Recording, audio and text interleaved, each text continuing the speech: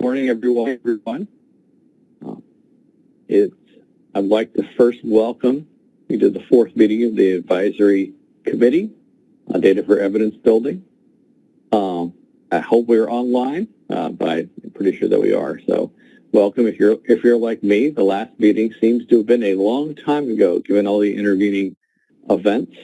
But it is still my pleasure to host this morning in this historic week. So I just wanted to give you a little bit of a reminder where we are in this process. We are still deep into the information gathering phase of the committee's work, and we are especially looking forward to today's meeting talking about the federal statistical system and the evaluation officers, performance officers, and an area near and dear to Ira's heart as I'm currently serving in our office oversees the statistical system in the Chief Statistician's office, among other hats that I'm wearing right now. So just a small recap of what we did last month. We did hear from many different extremely interesting, diverse sectors of the community. We looked at international, state, and local perspectives. Just as a recap, Julia Lane covered a wide range of international experiences, data sharing, governance, and data services. Anna Hugh, Elizabeth Kovacs, Kristen Lotz, and Kimberly Merniax each gave us a perspective on their states and collective challenges. So one thing that we did learn was that even within the states, there's a large diversity in both the construct, if you think of policy and law, about how data is managed, and also the experience and the resources. And I think that was maybe even more of the case when we heard from Lila Alcaresh and David Park about the overview of the vast differences in the shape, size, scope, and scale of local capacity and capability. So thank you all for your hard work. I think I mentioned it last time that being in the cocoon of the federal government, we always make a few assumptions about the resources and just even how things work. So it's great to remind ourselves of the vast diversity and experience in these areas. So today's meeting, as I mentioned, will cover the committee's information gathering, address perspectives in the current state, plans in the works, ideas for the future from our federal statistical system. We have several esteemed leaders in that system doing the presentation today, and our evaluation performance officers, and we have several esteemed, equally esteemed performance officers, evaluation officers, going to discuss that role in the federal government and the roles, mandates, and challenges. So I think this is going to be extremely interesting conversation. So before we get in, let me discharge my housekeeping duties as I always do. A bit of an apology to the public. We did post our Federal Register notice, but a couple weeks into that notice, as we did have option to provide comments on BA's website, but we did realize that the regulations.gov link was not working. So this has been fixed for a couple weeks, but we will continue to monitor the responses. And of course, if we think, and it looks like that the responses had this little technical snafu had an material impact on the number and the quality of the responses we are receiving, we may push back the closing date. So I encourage everyone in the public to forward Federal Register notice to all your friends and colleagues in this area. Anyone who wants to comment, the comments are welcome. This is an important part of the policy development process, as I usually say, and with both this hat and others, when talking about the rulemaking committee that we also help run in OIRA. So so please comment early and comment in as much detail as you can muster. We will, I think there is a link in the notes for that in our last session, in the emails you received from Peter, some of the folks that are involved in this. And we will review, of course, all this public input in a future meeting. Okay, so a couple other housekeeping items. We have, I mentioned to the committee primarily, we do have a chat box that we do use. We will publish a curated, edited version of that chat box on the committee's website, but I also encourage, for the benefit of the public audience and the record, that if you have questions, you can indicate as such in the chat box, but also please read them out for the benefit of the audience. And in the audience, again, we know you're out there. If you have questions and comments, please, we more than welcome those. You have a chat function as well, and that will be conveyed to me if you ask a question in the chat functions. And as time allows, and I will place a weight on asking and try to get some conversation going about the audience's questions. And if we don't get it in the meeting, the comments and questions will be shared with the members included in the curated chat. And as always, you're also always welcome to send comments to the committee via email at evidence@bea.gov, which you should see in the slide. Okay, with that, let's turn to our first briefing and presentation. And this will be from the Federal Performance Officers and Evaluation Officers. We have, as I mentioned, Christine Heflin, the Chief Performance Officer and Interim Chief Evaluation Officer at the Commerce Department. Todd Richardson, the Department of Housing and Urban Development's Chief Evaluation Officer. Matthew Soldner, the Chief Evaluation Officer at the Department of Education. And Christina Yancey, the Department of Labor's Chief Evaluation Officer. I will mention, go off my prepared remarks. As I mentioned in the beginning, this is an incredibly interesting and historic time for all of us, but especially of those in the executive branch of the federal government that are trying to adjust to a new set of policy priorities set by the incoming administration, including in many areas of data. I think you've seen that in some of the evaluation, some of the executive orders and memoranda. So I just mentioned to say that because I probably have a little bit less energy than I normally do. It's been an incredibly busy few days and weeks, and I'm sure that our federal employees are all extremely busy trying to figure out the new priorities being set by the administration. But that said, I would think having this meeting on January 22nd is a reflection of the weight that we will continue to put on to discussing, and I think the new administration will support the importance of data and decision making and the importance of implementing the Evidence Act in a robust way. So with that, let me turn it over. I believe that the presenter, we have Brian Wist, who's going to run through the slides, and I'll turn it over now to the first presenter. Todd Richardson. I'll kick it off. Can you hear me, Dom? I can. Okay, thank you. So next slide, please. This is a presentation about the data needs of evaluation officers. Under the Evidence Act, each CFO agency is required to have an evaluation officer. There are specific requirements for us, including developing learning agendas and evaluation plans. Now, evaluations come in all sorts of flavors, from rigorous randomized controlled trials to quasi-experimental designs and simple process evaluations. They all require data. So I'm HUD's evaluation officer, and I'm going to tell a couple of stories to set the stage for this conversation. Christina from Labor will discuss our North Star. Matt from Education will talk about barriers, and Christine will talk about performance management from Commerce. So next slide, please. All right, my examples here are around evaluations that measure the impact of program interventions on people. These studies take a lot of time because we want to track change over time.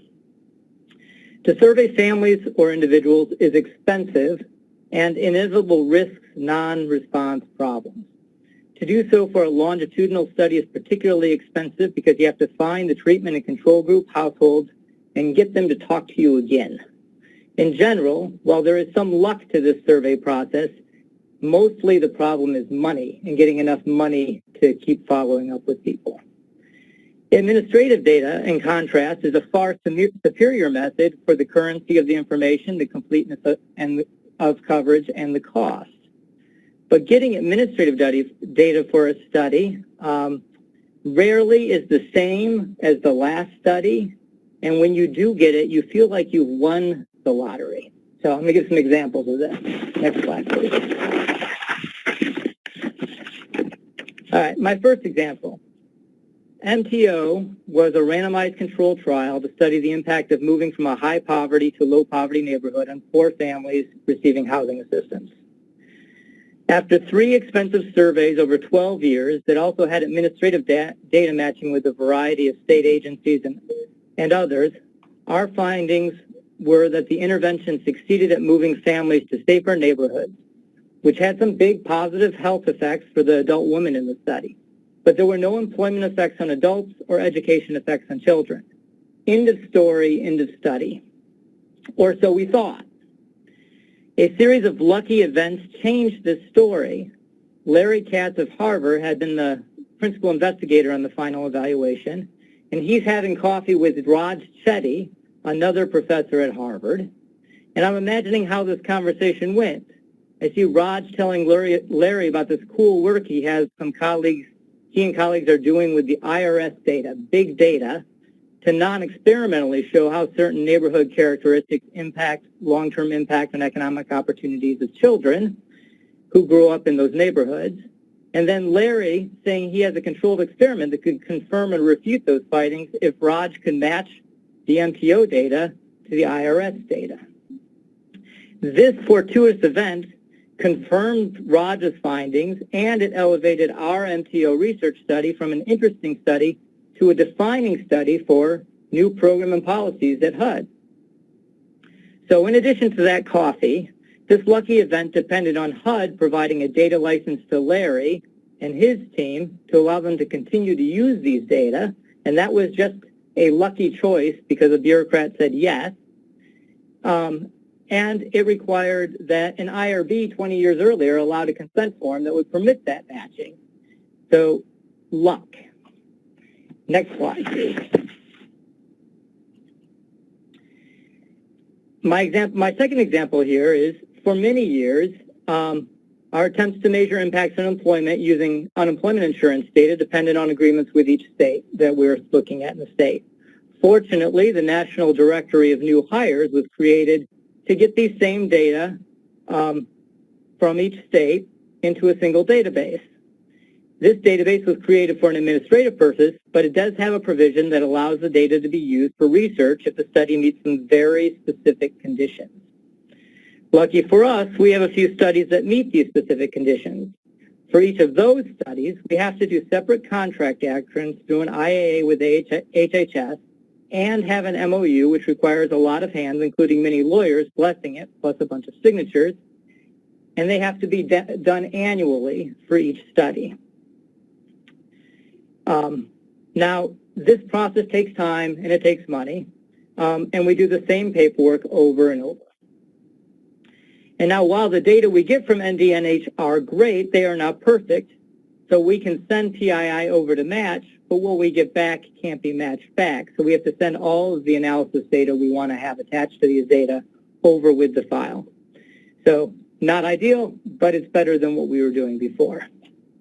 Next slide, please. So you're going to hear more from other evaluation officers, but my observation is that for the most part, our evaluations of people need a few variables from a few places. At HUD, for example, we have data on every person to have received housing assistance over the last 20 years. Each time someone wants to use these data from outside of HUD for research, it is a cumbersome process, and it is HUD's process. We developed this process uniquely for HUD. Just as HHS developed their unique process for NDNH and all of the other agencies, their own unique processes for accessing their data. So that is one of our challenges. So I'm now going to turn this over to Christina Yancey of Labor to talk about our North Star. Next slide. Thanks, Todd. Hi, everyone. Again, I'm Christina Yancey, the Evaluation Officer at the Labor Department, and I'll be speaking for a few minutes about what we're calling the North Star for program evaluation.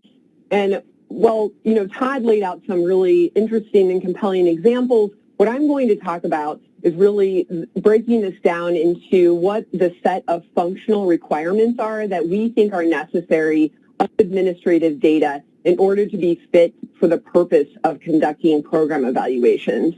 So before getting into some of these details, I wanted to provide a couple of additional parameters to this. When we talk about administrative data in this context, we're talking about secondary microdata that are collected by other entities, typically for non-evaluative purposes.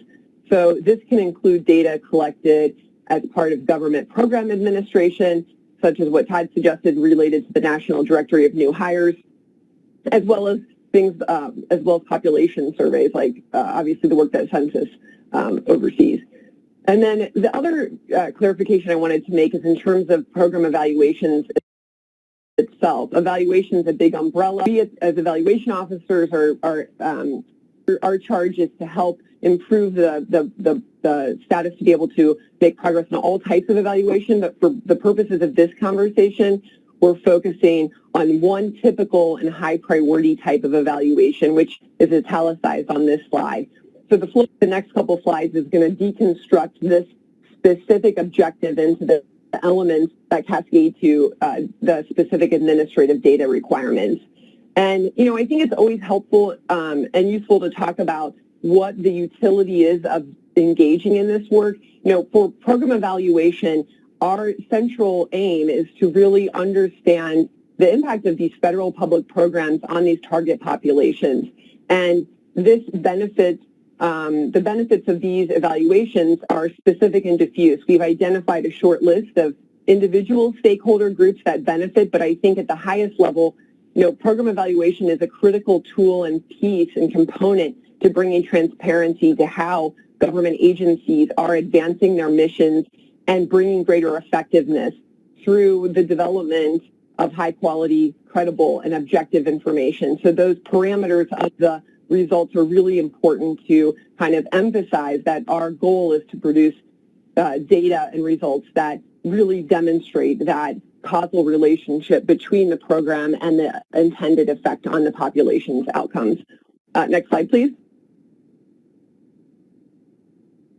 Okay, so we're going to break apart this sentence. So basic evaluation involves trying to understand the impact of the federal public programs on target populations' outcomes of well-being. So this first piece about understanding impact, the way that we're able to assess impact using administrative data requires that we collect information on both those that are the intended beneficiary of the government intervention or the program, the treatment, as well as comparable individuals or group members that are not offered this treatment. And it's critical that we're able to use and leverage data that account and provide credible information for both groups so that we can track and understand and appreciate and differentiate the impact of a program on that treatment group by comparing it to the conditions that would occur absent that treatment.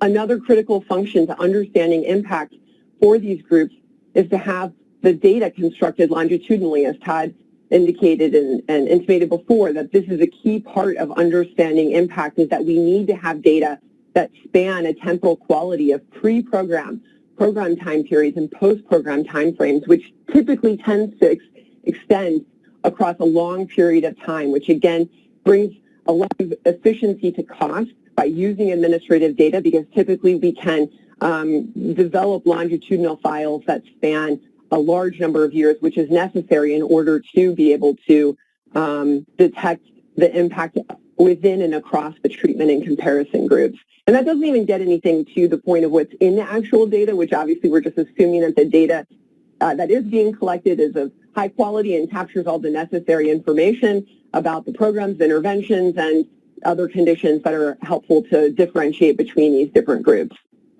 Okay, next slide. All right, so this next piece, which is that at the federal level, we are charged with appreciating the impact of federal public programs on the target population's outcomes of well-being. And this piece about the federal public programs is really important to emphasize in terms of the fact that when we look at conducting an evaluation of a federal investment, it is insufficient for us to focus on a narrow component or a narrow aspect of that federal investment. Our charge is to really capture a representative understanding of that breadth of the federal investment. And what that translates to, though, in terms of the requirements for administrative data, is that we will necessarily need to extend beyond various geographic boundaries, right? So if we're looking at a federal investment that includes 150 grantees across 50 states, while our evaluation may not involve every single one of those grantees, it's necessary that we select a representative sample of those investments And we are always challenged to then be able to bridge data across different geographic boundaries to be able to, again, bring value to the federal understanding of the investment of a public program. And this requires us to capture these data that are comparable across these variations. Next slide, please. Another key aspect for the administrative data requirements for federal program evaluations is that we want to capture the effect of those public programs on all of the target populations. You know, I think to Dom's point earlier, he mentioned that there's been a flurry of executive requirements that have come out, particularly, on day one. There were 17 of these executive orders, and one of them talked about the need and demand at the federal level to understand the social equity lens of federal public programs. And we put this slide together before that EO came out. We've been, in the evaluation community, we appreciate and understand the fact that our charge is to be able to understand for whom a program, public program, is effective, and where we see variations by different program models on these different target populations. And it is critical that we have large representative samples in order to detect those groups. I can offer just as an example, when you're thinking about, for example, a public program that targets veterans. Veterans represent about 10% of the U.S. population. And if you wanted to know not just how does a program affect veterans, but how does a program affect veterans by type of military service engagement, by their age, by disability status, by if you're trying to cut that information by any other subcategory below even just that subcategory of veterans, you can imagine that the number of sample sizes that we need to generate in order to be able to make causal inferences about the impact of a program on these very critical groups, this requires an extensive and large representative sample size. Again, something that administrative data brings to bear, and something that is really critical for us to tap into in order to be able to provide information that benefits all of the individuals that are expected to be recipients of the various federal public program investments. Okay, next slide. And the last piece of this objective is related to the impact of the federal public programs on target populations' outcomes of well-being. The key point to raise on this is that in order for us to understand and appreciate the range of impact of a public program, we really have to transcend a variety of silos that are, created functionally to, for various reasons, but they exist, what we call in terms of vertical stacking, and also horizontally in terms of the way the data are collected and stored, and then need necessarily to be merged in a way that's comparable. So I could use, for example, education as a great example, that if we were looking at just educational outcomes of an investment, we need to roll up the local, the municipality, the state, the federal collections and information that are generated at those various levels, to have comparability across those levels, and also to have arrangements and data sharing capabilities within that sort of stack. But then we also recognize that for many of these types of programs, we're interested in more than one of these types of outcomes. We're interested in this kind of portfolio, and we would like to know how this particular program investment affects these individuals' outcomes across this range, which then requires also this alignment across the different silos of our particular statutory, houses that within which we reside. And to Todd's point about the fact that we create data sharing mechanisms that are specific and bespoke to our specific departments, that then require this comparability across these different departments. And this particular group, again, is just a great forum for us to speak about those standards and requirements that are necessary in order for us to be able to transcend across these various challenges. And so with that, I'm going to turn it over to Matt, who's going to talk about how we can move forward to sort of create this North Star environment for evaluation. Hey, thanks, Christina. Next slide, please. So just to crystallize what my colleagues have shared with you a tiny bit, the big takeaway I want to leave this group with, and feel free to refute me if you disagree, is that at least for some of the most kind of immediate concerns we have as evaluation officers, what's impeding our progress in the status quo is not necessarily a new technological solution, but it's a set of new human solutions that will allow us to leverage extant technology better. So you'll see on the slide a few things that I think you heard in both Todd and Christina's comments. There are, for example, or there is, for example, a poorly understood patchwork of statutory barriers to linking and sharing. Luckily, the Evidence Act anticipates this. OMB is working on a list right now of those barriers as we speak. But when you have, distinct calls out in law governing the use of data, it can be difficult for folks to navigate what's allowable and under what conditions. As Todd alluded to, there is substantial risk aversion, particularly among general counsels and other critical gatekeepers, compounded by frequent turnover in the deciders. Todd mentioned a raft of signatures on most MOUs. That's common across government. And when the people who sign those MOUs change over time, what seemed to have been agreed upon can quickly dissipate. There is certainly well-intended hypervigilance among data stewards to ensure high-quality use. It is common to hear something like, we'd love to share our data with you, but you really have to understand it just in this way to use it, and therefore we don't feel good about giving it to you. Best of intentions, but doesn't allow us to connect data that would allow us to generate the kind of answers Christina talked about. And then finally, inconsistent expectations for practices related to informed consent. To Todd's point, it is sheer luck that the consent forms folks signed 20 years ago allowed unlimited data matching. That would probably not happen today in most agencies. And so something as simple as one line on a form approved by an IRB can change the fate of a multi-million-dollar study. Next slide, please. Now, I will admit not all of the problems are process or procedure or bureaucracy. Sometimes it is data-ish or at least data adjacent. So sometimes, for example, we don't have exactly perfect linking data to connect folks across data sets requiring the use of probabilistic matches. There are some agencies who use probabilistic matches all the time internally, but won't share those data outside because they don't necessarily have confidence in the quality of their matches, when for low-risk work, it might be totally acceptable to the receiving agency.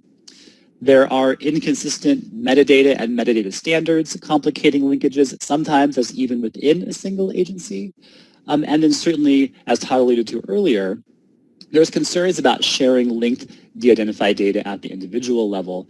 For those of you who are tracking open science debates, a common problem we have in education is we are able to link outcome data from a state longitudinal data system for the purpose of generating impact estimates, but the states won't allow us to retain those outcome variables in any sort of de-identified public data file, making it impossible to reproduce our results, which flies in the face of open science standards that most of us are moving towards. Next slide, please. But let's talk a bit about some longer-term opportunities or ways in which we really hope this group and the public can help us think about doing our work in new and different ways. So a very typical federal evidence building requirement follows the pattern you see on the screen. This happens to most agencies on a regular basis. Congress or an agency institutes a new program. As part of that, Congress or the developers want regular monitoring of performance targets. In 2 years, they want some sort of interim report describing the program's implementation. And then in 5 years, they want either an outcomes evaluation, which at least in my way of speaking, speaks to some sort of non-causal analysis, or they want an effectiveness trial, which is truly a causal analysis. This pattern happens often. So in real life, it looks like, next slide, please, a situation like this. So imagine Congress launching a program that requires the Department of Education to distribute funds to colleges to support students and institutions during a national emergency. A totally rational and laudable policy goal. But look at the data collection challenge. So the grantees are 7,000 distinct colleges and universities across the country, potentially. The beneficiaries are 21 million students nested inside those colleges. The performance and short-term outcome data for the students, things like persistence, re-enrollment, completion, credit attainment, lives in privacy-protected student information systems at individual colleges. And then the long-term outcomes data, so benefits use, employment, wages, lives in multiple potential systems at a federal level or even a state level if you're using UI data. Then imagine you don't have to do this just one time to check a congressional box. You have to do this over and over and over again, and you'd like it to be easy and simple and cheap and replicable. That's the challenge most of us face in our agencies on a regular basis. And that activity goes beyond simply the human barriers. There are human barriers and substantial potential technological improvements that could make executing against this kind of requirement substantially simpler. Next slide, please. So before you help us solve the problem on the prior slide, and perhaps you start giving us great ideas about multi-party computing or other things that are legitimate technological improvements to a system that we might be able to leverage and a National Security Data Service might help us better execute, we'd suggest there are some very quick wins that this group could champion to accelerate our kind of first order problems. And many of them have to do with smoothing administrative barriers like those I talked about in the first half of my slides. So standard operating procedures, so everything across government is not bespoke. Common data sharing agreements so that every agency uses the same form. Common consent forms that protect privacy and support reuse so that people knew that data collected by one agency could be expected to be allowable for a purpose, even if you weren't the person who wrote that consent form or that system of records notice or whatever kind of governing document we're talking about. So once those common operating procedures, forms, and structures are built, we suggest then that we could test those out on some high leverage data sets with some high leverage questions that deal with data that are somewhat notorious for being challenging to work with, whether it's IRS, NDNH, LEHD, or the like. So I guess the takeaway we would offer to you all is the following. For most evaluation officers, for 90% of our work, our lives could be dramatically improved just by executing against the things on this slide. That remaining 10%, that challenge I showed you on the prior slide, will take some new thinking and some new technologies. And we sincerely appreciate everyone's help in moving forward both this short-term agenda and the longer technology vision. And with that, I'm going to turn it over to Chris Heflin from Commerce to talk about the kind of unique lens performance folks bring to the table. Good morning. If you look at this slide, you'll see the needs for data for the evaluation community are the same, if not identical, for the performance community. Those Venn diagram circles could overlap much more. You need quality, linkability, longitudinal, comprehensive, comparable. Timely is an even bigger issue for the performance community. On the next slide, I'll explain that's the case. Next slide, please.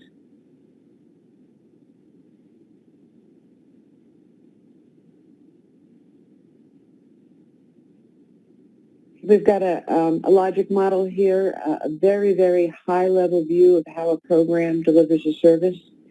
You'll see there's inputs, that's money, people, equipment, activities, processes we follow. There's some output, it might be an approved application. Some interim outcome on the way to the ultimate impact that we're looking for, an improvement in the economy, jobs, educated children. So that's the system. I'll give you an example from the Department of Commerce to illustrate a logic model a little bit better. We have a program with the International Trade Administration that is intended to increase exports from U.S. businesses, and it is also, or ultimately, intended to create jobs. So the inputs are people all around the country, all around the world, computer systems, resources, search resources. One of their major activities is providing direct consulting services to businesses, mostly bid-sized businesses, on putting together a business plan. The output is a business plan.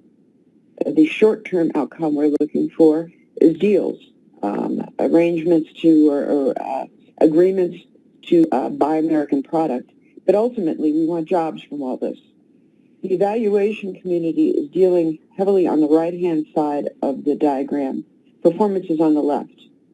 Another way to distinguish is evaluation is usually, not 100% of the time, looking through the rear view mirror. They're saying, okay, this program went down, these activities occurred. Did we get the impact, the jobs, the education, the upward mobility that we hoped to get from it? So again, they're looking backward after services have been delivered. The most common approach or the most common type of study is an impact study. Did the benefit occur? But there are evaluations that deal with short-term outcomes and outputs and even process evaluations as well. On the left side is where the performance community lives, and it is not dealing in the rearview mirror. It's dealing with real time. The intention of the measurement that's done for performance is to give us some data to steer. Are we on target? Are we on track to ultimately achieve the impacts we're hoping for? And the kind of data we use for that, yes, inputs. Have we got the dollars out to do the work? Activities, and activities can be measured in any number of ways, mostly through data that's in a client relationship management system or a grant system, but it tells us how fast we're providing a service, what was the wait time. We're getting customer feedback on how well the steps were executed. So activities typically are information from a grants management system or a customer relationship management system. And then outputs are how much applications were approved, how many clients were served. In this case, with ITA, International Trade Administration, how many deals seem to be in the works, or how many business plans have been created.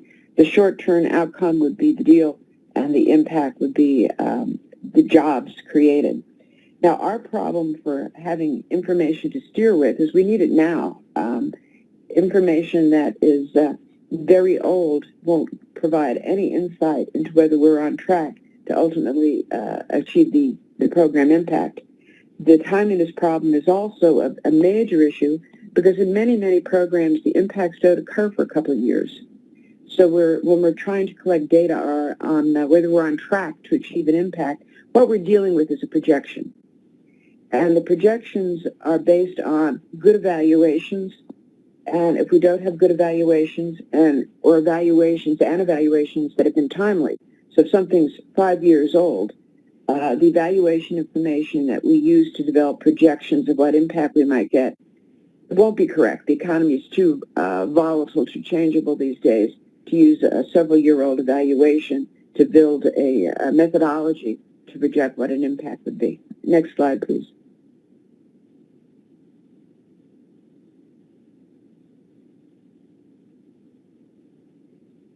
The data that we use to steer really comes in three categories, and these three categories are created by federal law. The Government Performance and Results Act passed in the 90s and then revised in 2010. And it puts the work of the performance officer in three bags. One is developing a strategic plan and then monitoring it over the course of its life. And that monitoring includes three reports that go to OMB, one that's published to the public, showing progress against strategic objectives over the course of the year. Then the second responsibility is, again, creating data for decision-making and course adjustment as the year is progressing. So if you're not on track, you can adjust your path. And then lastly, we should be providing data for budgeting and planning.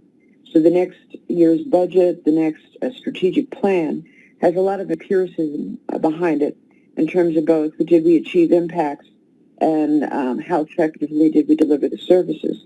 So those are the three areas that performance measurement is used in. Examples for strategic planning at the Department of Commerce, you'll see that some of the information is highly dependent on good evaluation. Jobs created and retained, particularly jobs created or supported. The only way we can look at data we have this year and say how many jobs might occur because of that 3 years from now is information we have from good evaluations that give us algorithms or on which algorithms are based that we use to project the job's impact. We have some real-time data for NOAA, predicts all your weather. The accuracy of hurricane tracking, one of our strategic measures, is something we can have real-time. Time from lab to commercialization, that's a measure used by the National Institute of Standards. That's one that, again, it's multi-year. Typically, a new patented discovery at NIST won't be commercialized for several years. So we're looking at past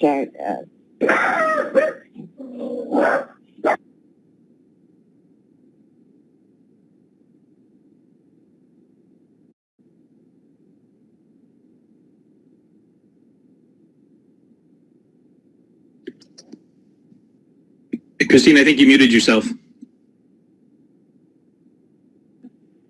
Okay, I'm back. Sorry about the Beatles. It sounds like a tent around here some days. So that's a typical strategic measure. For steering for the middle group, the data that we've used to adjust our course, it'll be things like cycle time, customer satisfaction, and if we have good leading indicators, measures that will suggest how much impact we'll get, we can use those. And again, those leading indicators are usually developed by evaluation studies. And then lastly, we use that all of the above and more for planning and budgeting. The more could also be studies of need, what's the demand for something, what's the need for something, and ideally studies that tell us the relative cost benefit of different approaches. That also sounds a lot like evaluation. Next slide, please. Here's our major challenges, and you'll see that virtually all of them can be met by more, better, and more timely evaluation. Attribution. We project job impacts, but how do we know those impacts had anything to do with our program? The way we know that is through good evaluation work. Point of failure. If you recall that logic model that has activities, outputs, eventually impacts, the point of failure could be the overall concept behind it, what they call the theory of change, but it also could be a failure in the delivery system. So if we don't have evaluation both of the impacts and of the delivery system, and whether this delivery system is effective, we don't know for the purposes of planning going forward what was the point of failure. Time frame, very, very difficult. We have to project impacts, again, evaluation studies, and we do our best work as performance managers if we have good leading indicators. If we can say, for instance, that a certain amount of contracts in process will eventually produce so many American jobs, that's a pretty big leap. And I need evaluation work to make that leap something that is reasonably dependable. Next slide, please.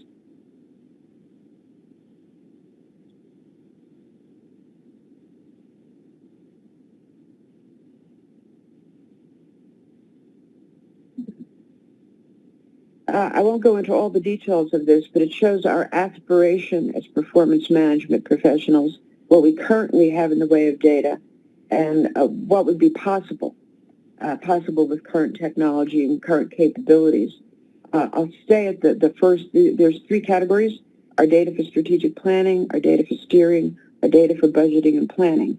On the strategic plan level, obviously we'd like actual data on the impact of our programs.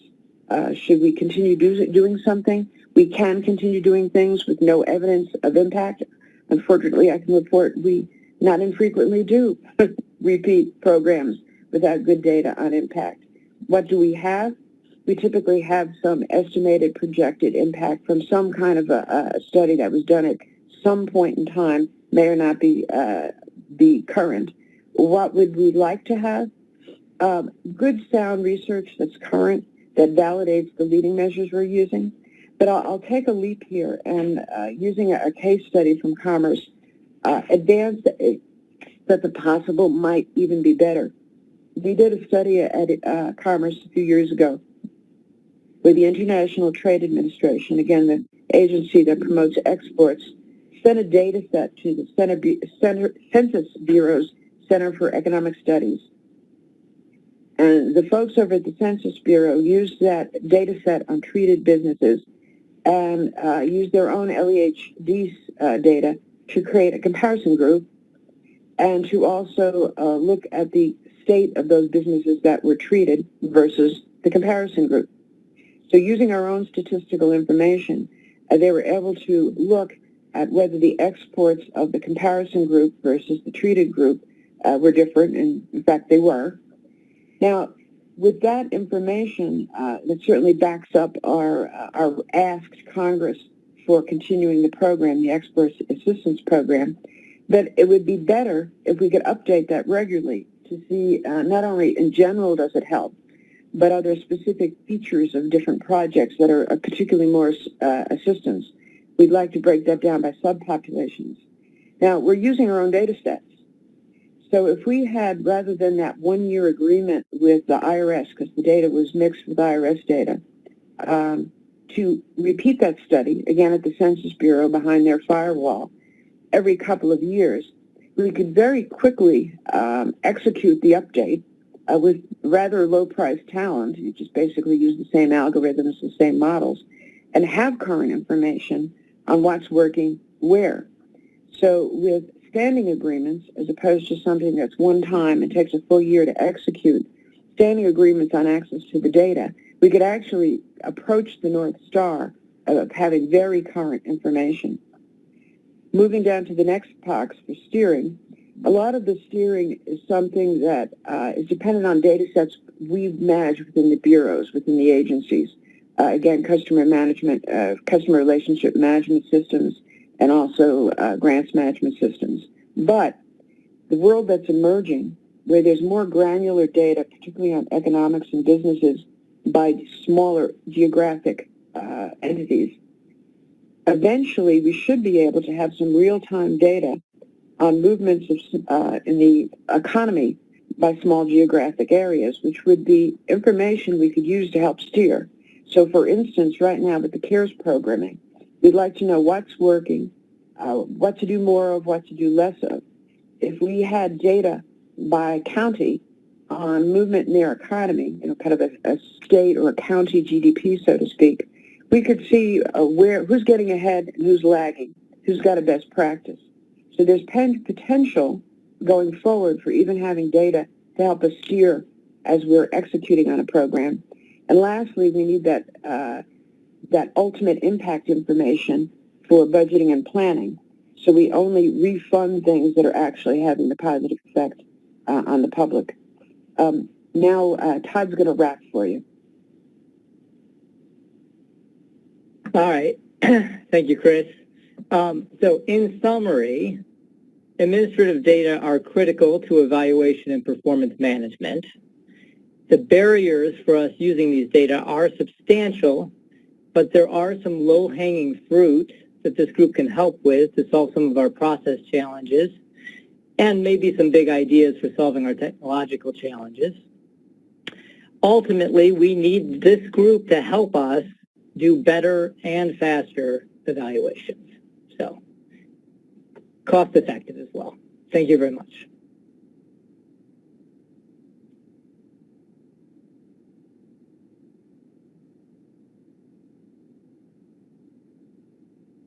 Oops, I was muted on my own phone as opposed to the actual thing. So thank you very much.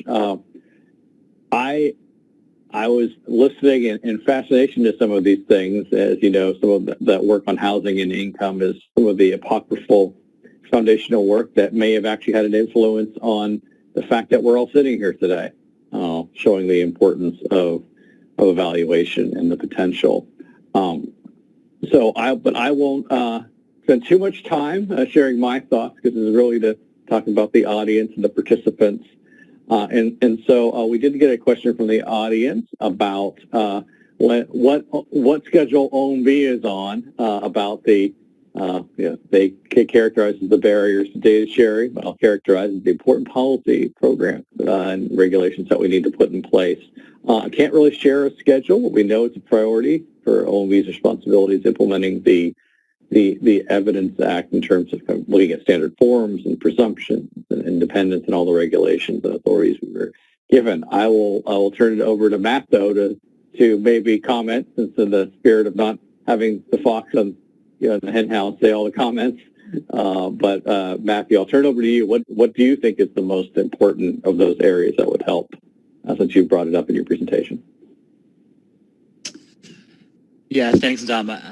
It'd be hard to put my finger on a single one. I don't know that I would speak for all my colleagues. I guess I would say if there was this one single standard form or one single standard operating procedure that we could instantiate across government, it would be a standardized data sharing agreement that every single agency could agree that if signed meant you were actually going to send your data to the other party, because that seems to be often the ultimate barrier. I don't know.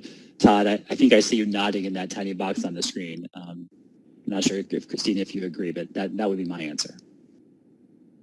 I guess some form of a common checklist so everybody knows what to expect would be a helpful way for us to do this, so that, when we came up with our processes, we made it up ourselves based on our own laws and our own lawyers.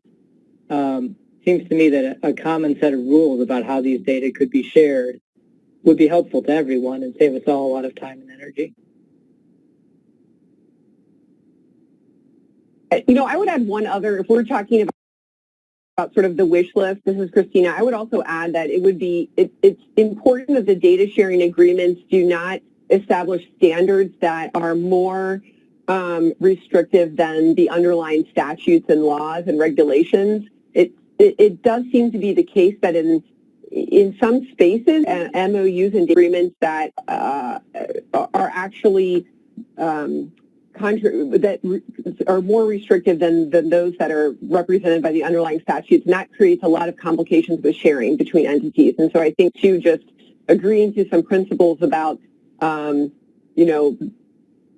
respecting the boundaries of the laws, and then having the data sharing agreements sort of comporting with that across the different entities that warehouse and share those data. Yeah, and to be clear, it isn't that it's not possible to get an MOU. The question is, will that same MOU stand up over time? Because there's many success stories, but their replicability is the challenge. Hi, this is Chris, and I'll add, for emphasis, an ability under the agreements to repeat the study. That illustration I gave with the International Trade Administration, we'd like to do that every several years without going through the year-long process it took to be able to use data that includes IRS data. So something that then once established, you can repeat it and update it without having to go through the whole process again. Okay, great. We have several comments in the queue. We'll first go to Ken, and I believe Julia, and then Amy. So Ken Trosky. Okay. Thanks, Tom. I appreciate that. I want to applaud the panelists. I thought that was a fantastic presentation with a lot of very great information. And I have a couple of comments, but these comments should be viewed as nibbling a little at the edges of the presentations, because overall I thought that was a fantastic statement of a lot of issues that we face. I think I want to kind of generalize Christine's comments about what administrators need just a little bit to. I think it's important to recognize that, and maybe more than we typically do, is that program administrators are an important entity in this discussion, and it's also, I think, important to recognize that program administrators, I would say for the most part, in my experience, really want to help people in the best way they can possible. And I think we need to recognize that. Sometimes I get the term program evaluation, I find a little charged, but oftentimes I think it's helpful to recognize that part of what we're trying to do is figure out how things that program administrators could do, perhaps changes in the way of the programs that would help them better serve their clients and the folks that they're trying to serve. And I think that's an important perspective to keep in mind. I will say, the barriers, I agree with all of the barriers, but I do think, and I recognize that as an outside person outside the federal government, I think there are some of the gorillas in the room that are going to help us move forward are actually going to require federal legislation and changes in certain things. I think a barrier continues to be the limitations of the Confidential Information Protection and Statistical Efficiency Act, or CIPSE, which there was supposed to be a more extensive CIPSE legislation that never got passed. I think, doing what people have often referred to as CIPSE Part 2 would move us a long way. And then I also think it's important to recognize that there are a lot of very unhelpful federal bans on collecting data.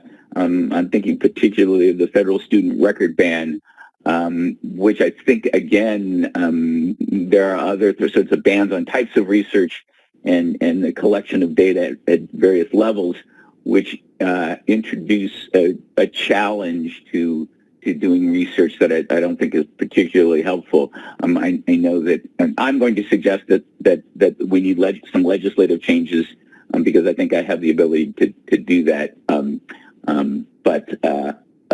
I think that is another important issue that needs to be confronted.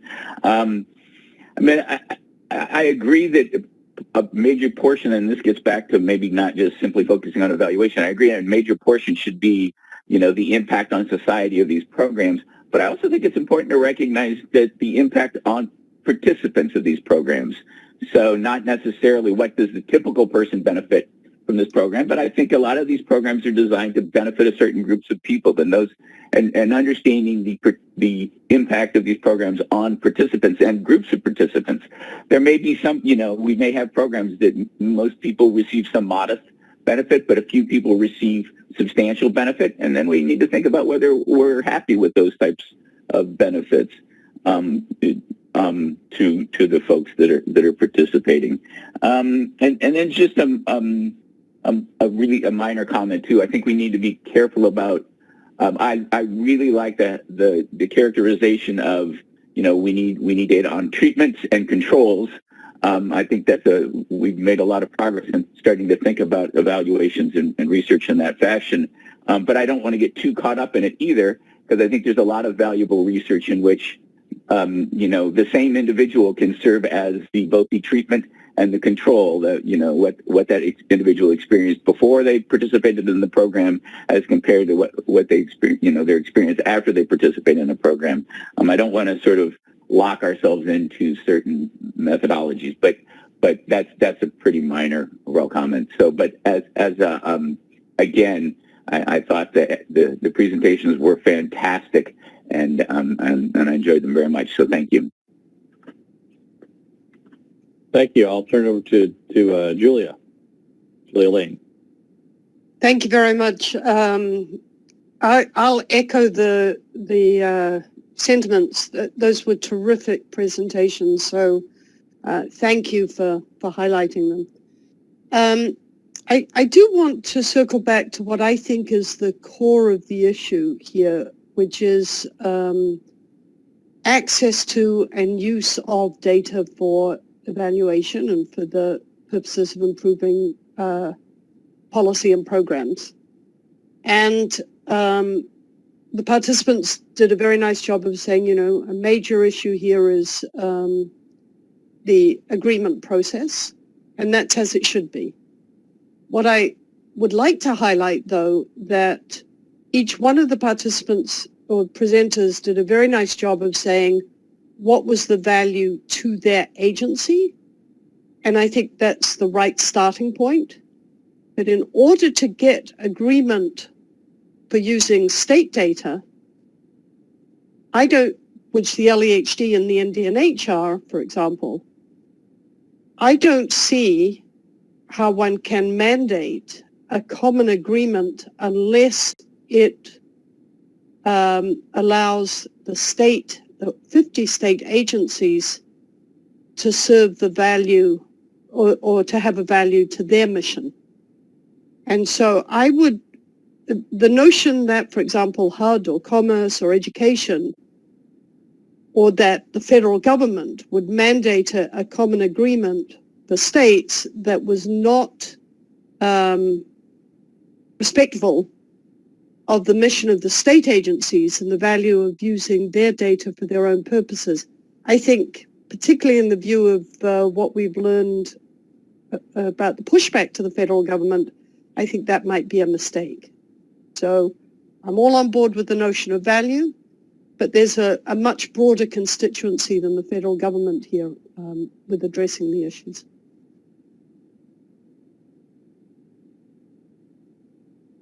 Okay, thanks. Any of the panelists like to respond, or?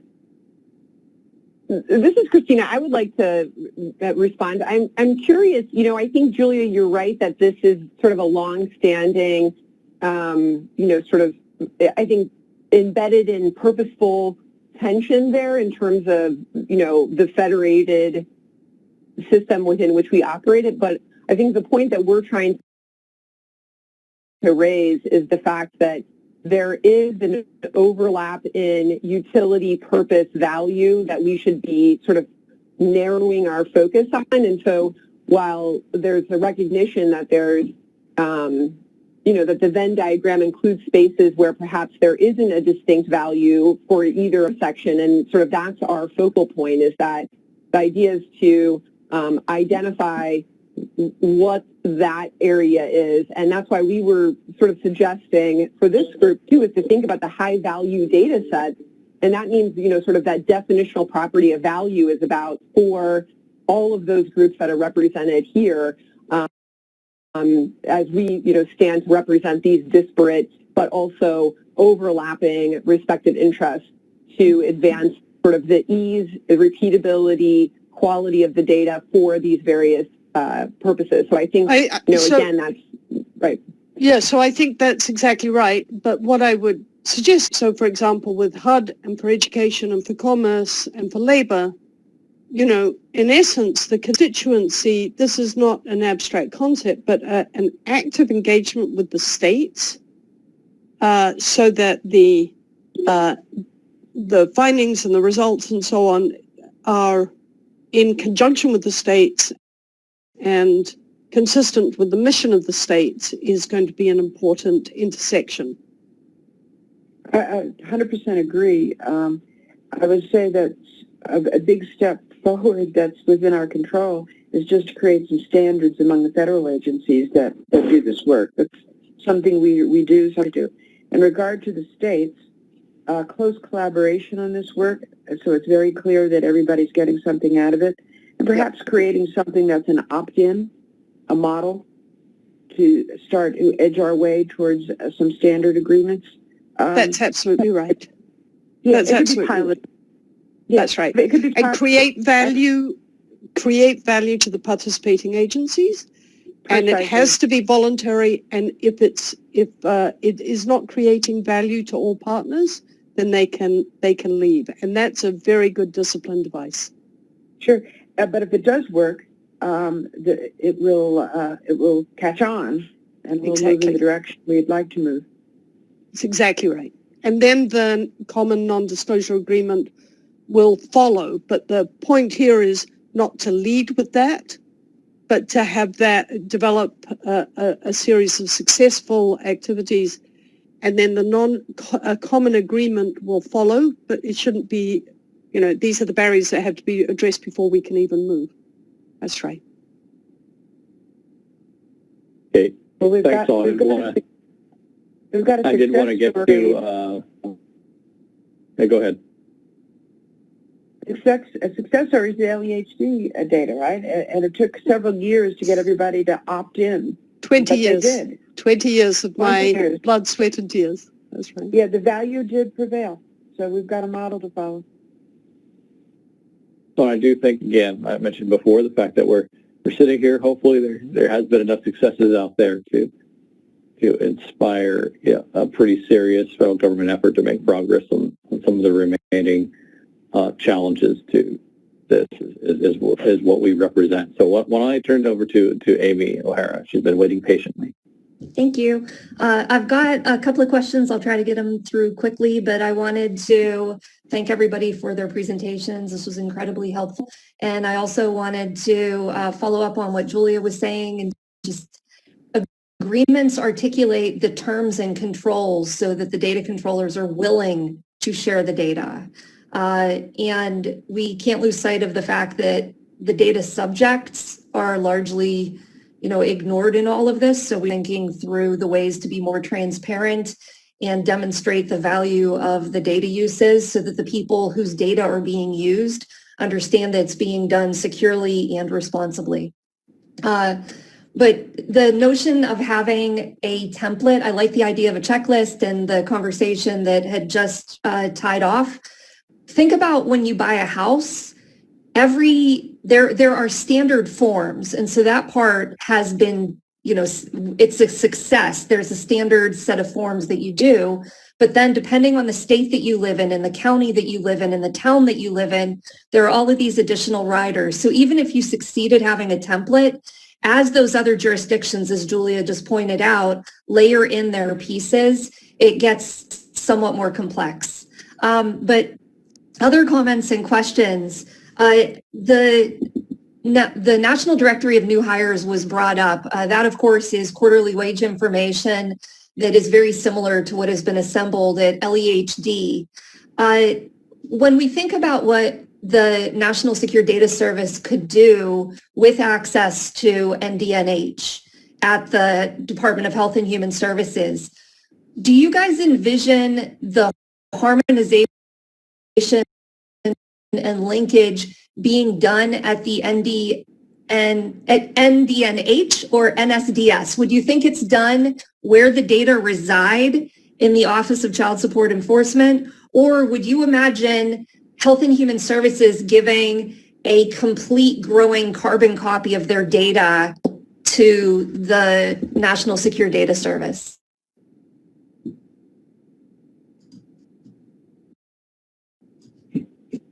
Amy, I think that's a great question. I'll jump in here. I think that's part of the architecture of this and what we've been talking about over the past few meetings. Is the service a thing, right? Is it a thing? Is it a philosophy? Is it a set of agreements? Unless someone else has oh no, it would be great for it to work this way. I think that's one of the key things that this panel is charged with thinking about. So this is Todd. I think from the perspective of an agency that has a lot of data that you might match to, I think we're the experts on those data that we maintain, it's refreshed, and that the data service is basically sending a file that's matching to our data and just bringing back the data that it needs, right? That that we're not making a carbon copy of this data and sitting it somewhere else. We have the data, but there's a system in place where if it's been approved by whatever this central data service is, it can hit our data and get the data back. I also want to talk a little bit about this issue with states. Our data we have for housing assistance, we have the microdata for all the people who've had housing assistance for 20 years. Public housing authorities and private entities that send this data back to us, they're not, the public housing authorities are creations of the state. Right, we get this data because we've entered into agreements with these housing authorities that they will give us those data as part of our program operations.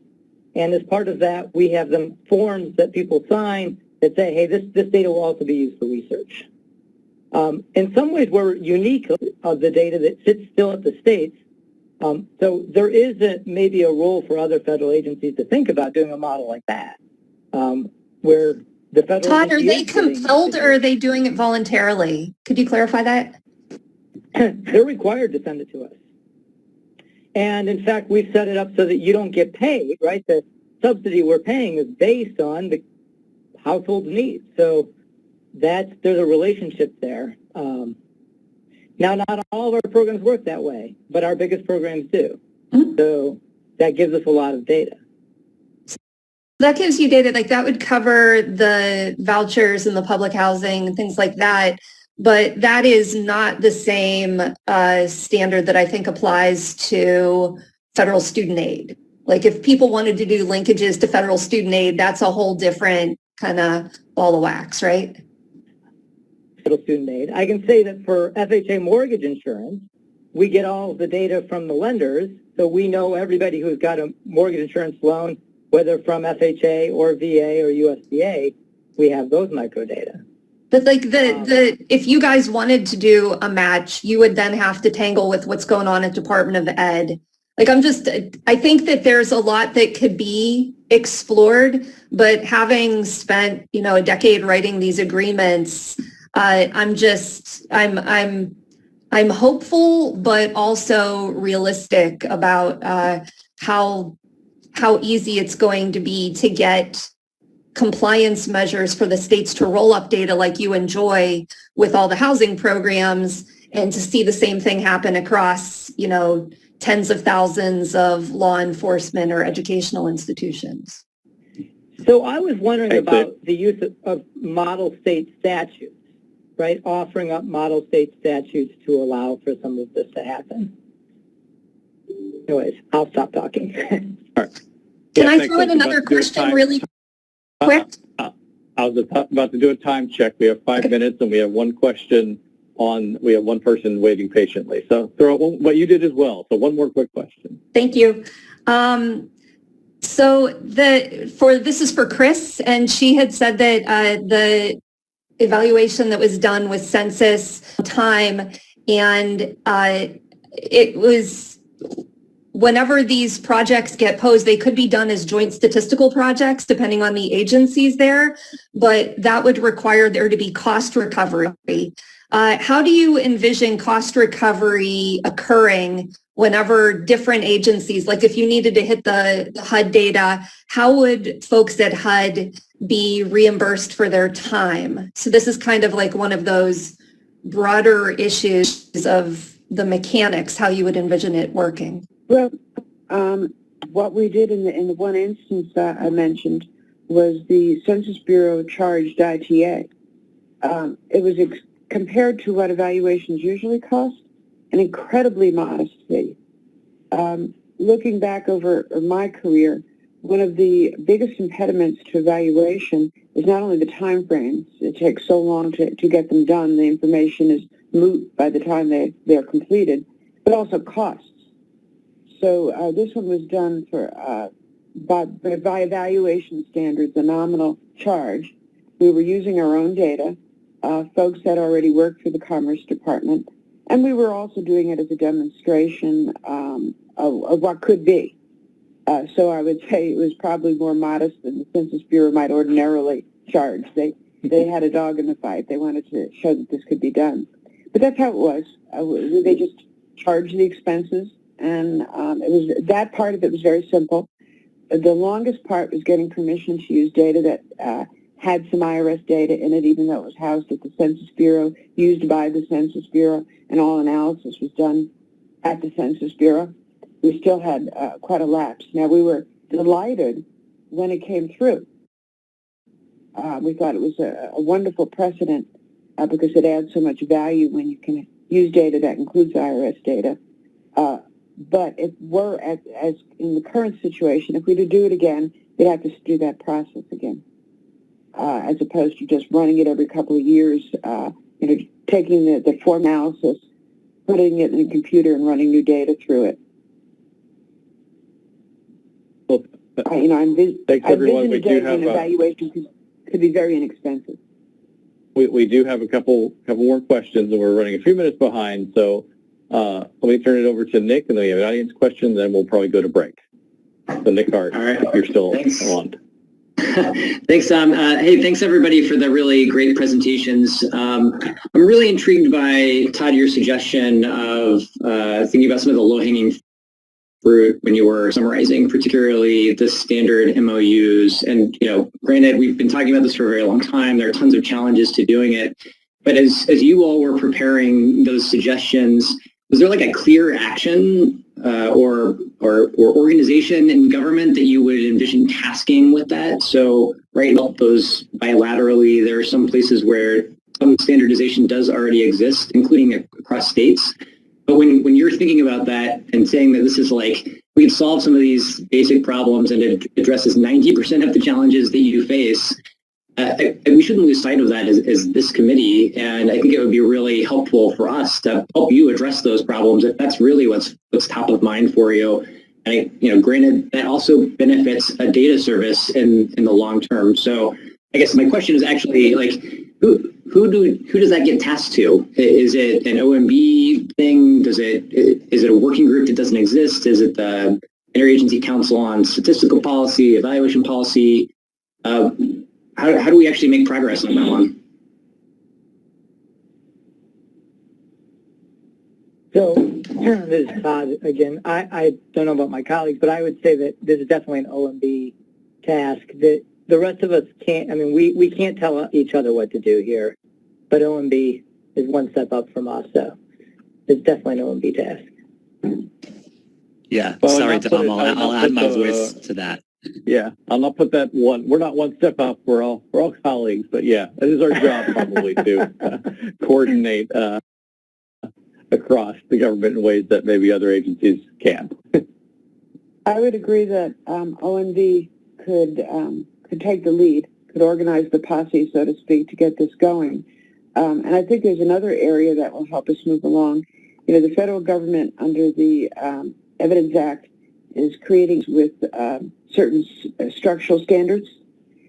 Just like we should have a recommended, a preferred, and opt-in agreement for data sharing, there should be a similar for data standards.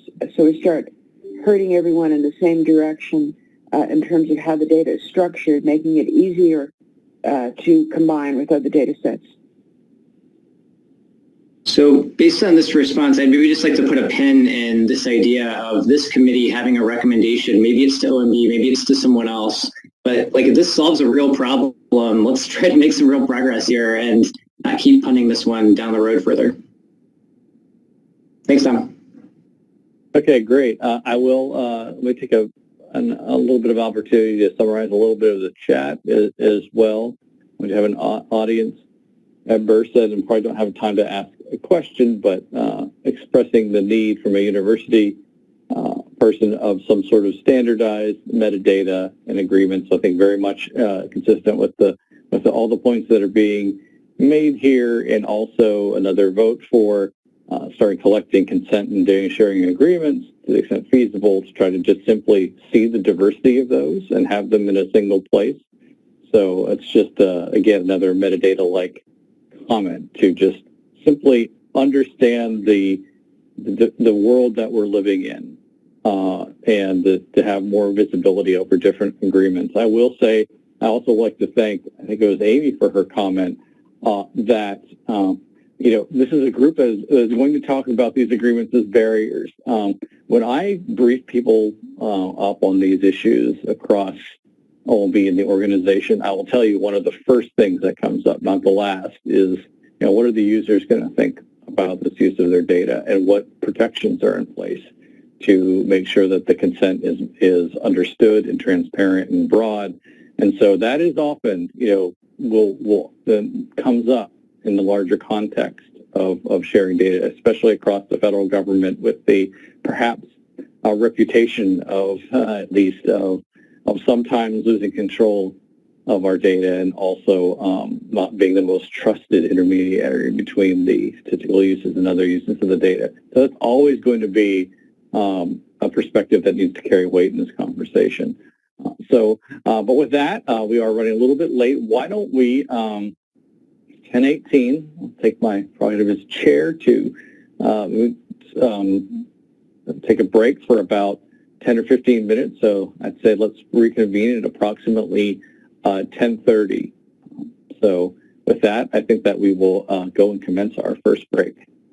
So thank you everyone for the incredibly active and stimulating presentation today. Okay, thanks everyone and welcome back. Just want to make sure it appears I am unmuted.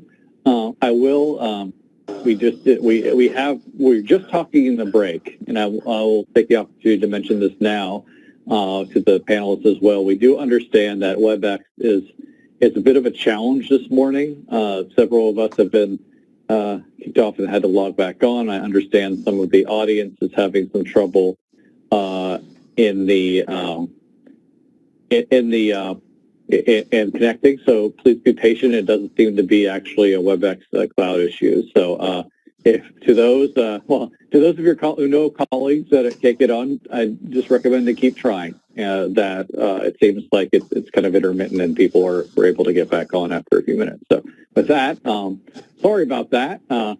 And let's jump right into our next discussion. This is we do have a set of I'm confident it will equal the great discussions we just heard from the federal statistical community.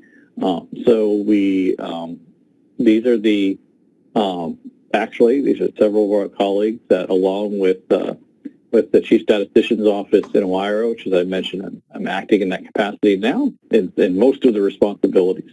Too complicated to tell how we have completely organized that. So this is really something that the statistical systems and the topics that we've been covering in this panel have given a lot of thought. And so I think that their experiences will actually be incredibly good to form some of the foundational elements of the data services. So with that, let me do introductions and turn it over to them. We have Barry Johnson, who heads the statistical agency at IRS. Is also the IRS Acting Chief Research and Analytics Officer and Treasury Statistical Official. As you heard in the previous presentation, the IRS has played a key role in helping to combine income with other interesting data sets to come up with foundational outcomes in this area. We also have Brian Moyer, who's the Director of the National Center for Health Statistics and the HHS Statistical Official. And finally, last but not least, we have Imelda Rivers, who's the Director of the National Center for Science and Engineering Statistics and NSF Statistical Official. For those who are not versed in the arcana of federal government action, these are all offices that put out principal federal PFEIs that I'm so used to seeing acronyms for Principal Federal Economic Indicators, which are the ones that are those foundational statistics. So if you think about GDP and unemployment and agricultural outcomes and that kind of thing, these are the offices of income and health outcomes. These are the offices that produce some of those headline statistics for our audience that get a lot of attention that come out of the federal government. And so I think they're going to jump in. And so with that, I believe that Brian is the first presenter. Okay, well, thank you very much, Dom. Good morning, everyone. As Dom said, I'm Brian Moyer. I'm the Director of the National Center for Health Statistics and the Statistical Official for HHS. So thank you for giving me and my fellow statistical officials an opportunity to provide an overview of the federal statistical system. Let me say up front that we won't be able to cover everything today. This is likely to be part one of a multi-part discussion about how the federal statistical system can support the work of this committee and can play an expanded role in the implementation of the Evidence Act. So Ryan, next slide, please.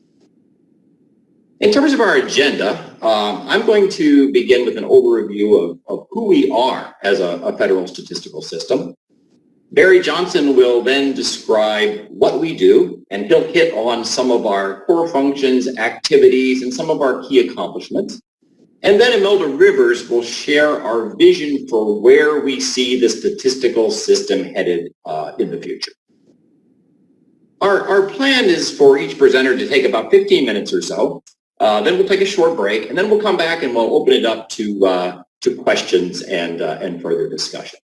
So let's get started. Next slide, please.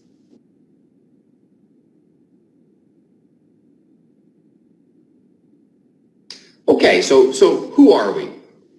In broad terms, I like to think of the federal statistical system as an ecosystem. It provides stakeholders, whether those stakeholders be businesses, governments at all levels, academics, or the public, with timely, accurate, and relevant statistical information for making evidence-based decisions. And I deliberately use the term ecosystem because, as we'll see, the statistical system is anything but singular or static.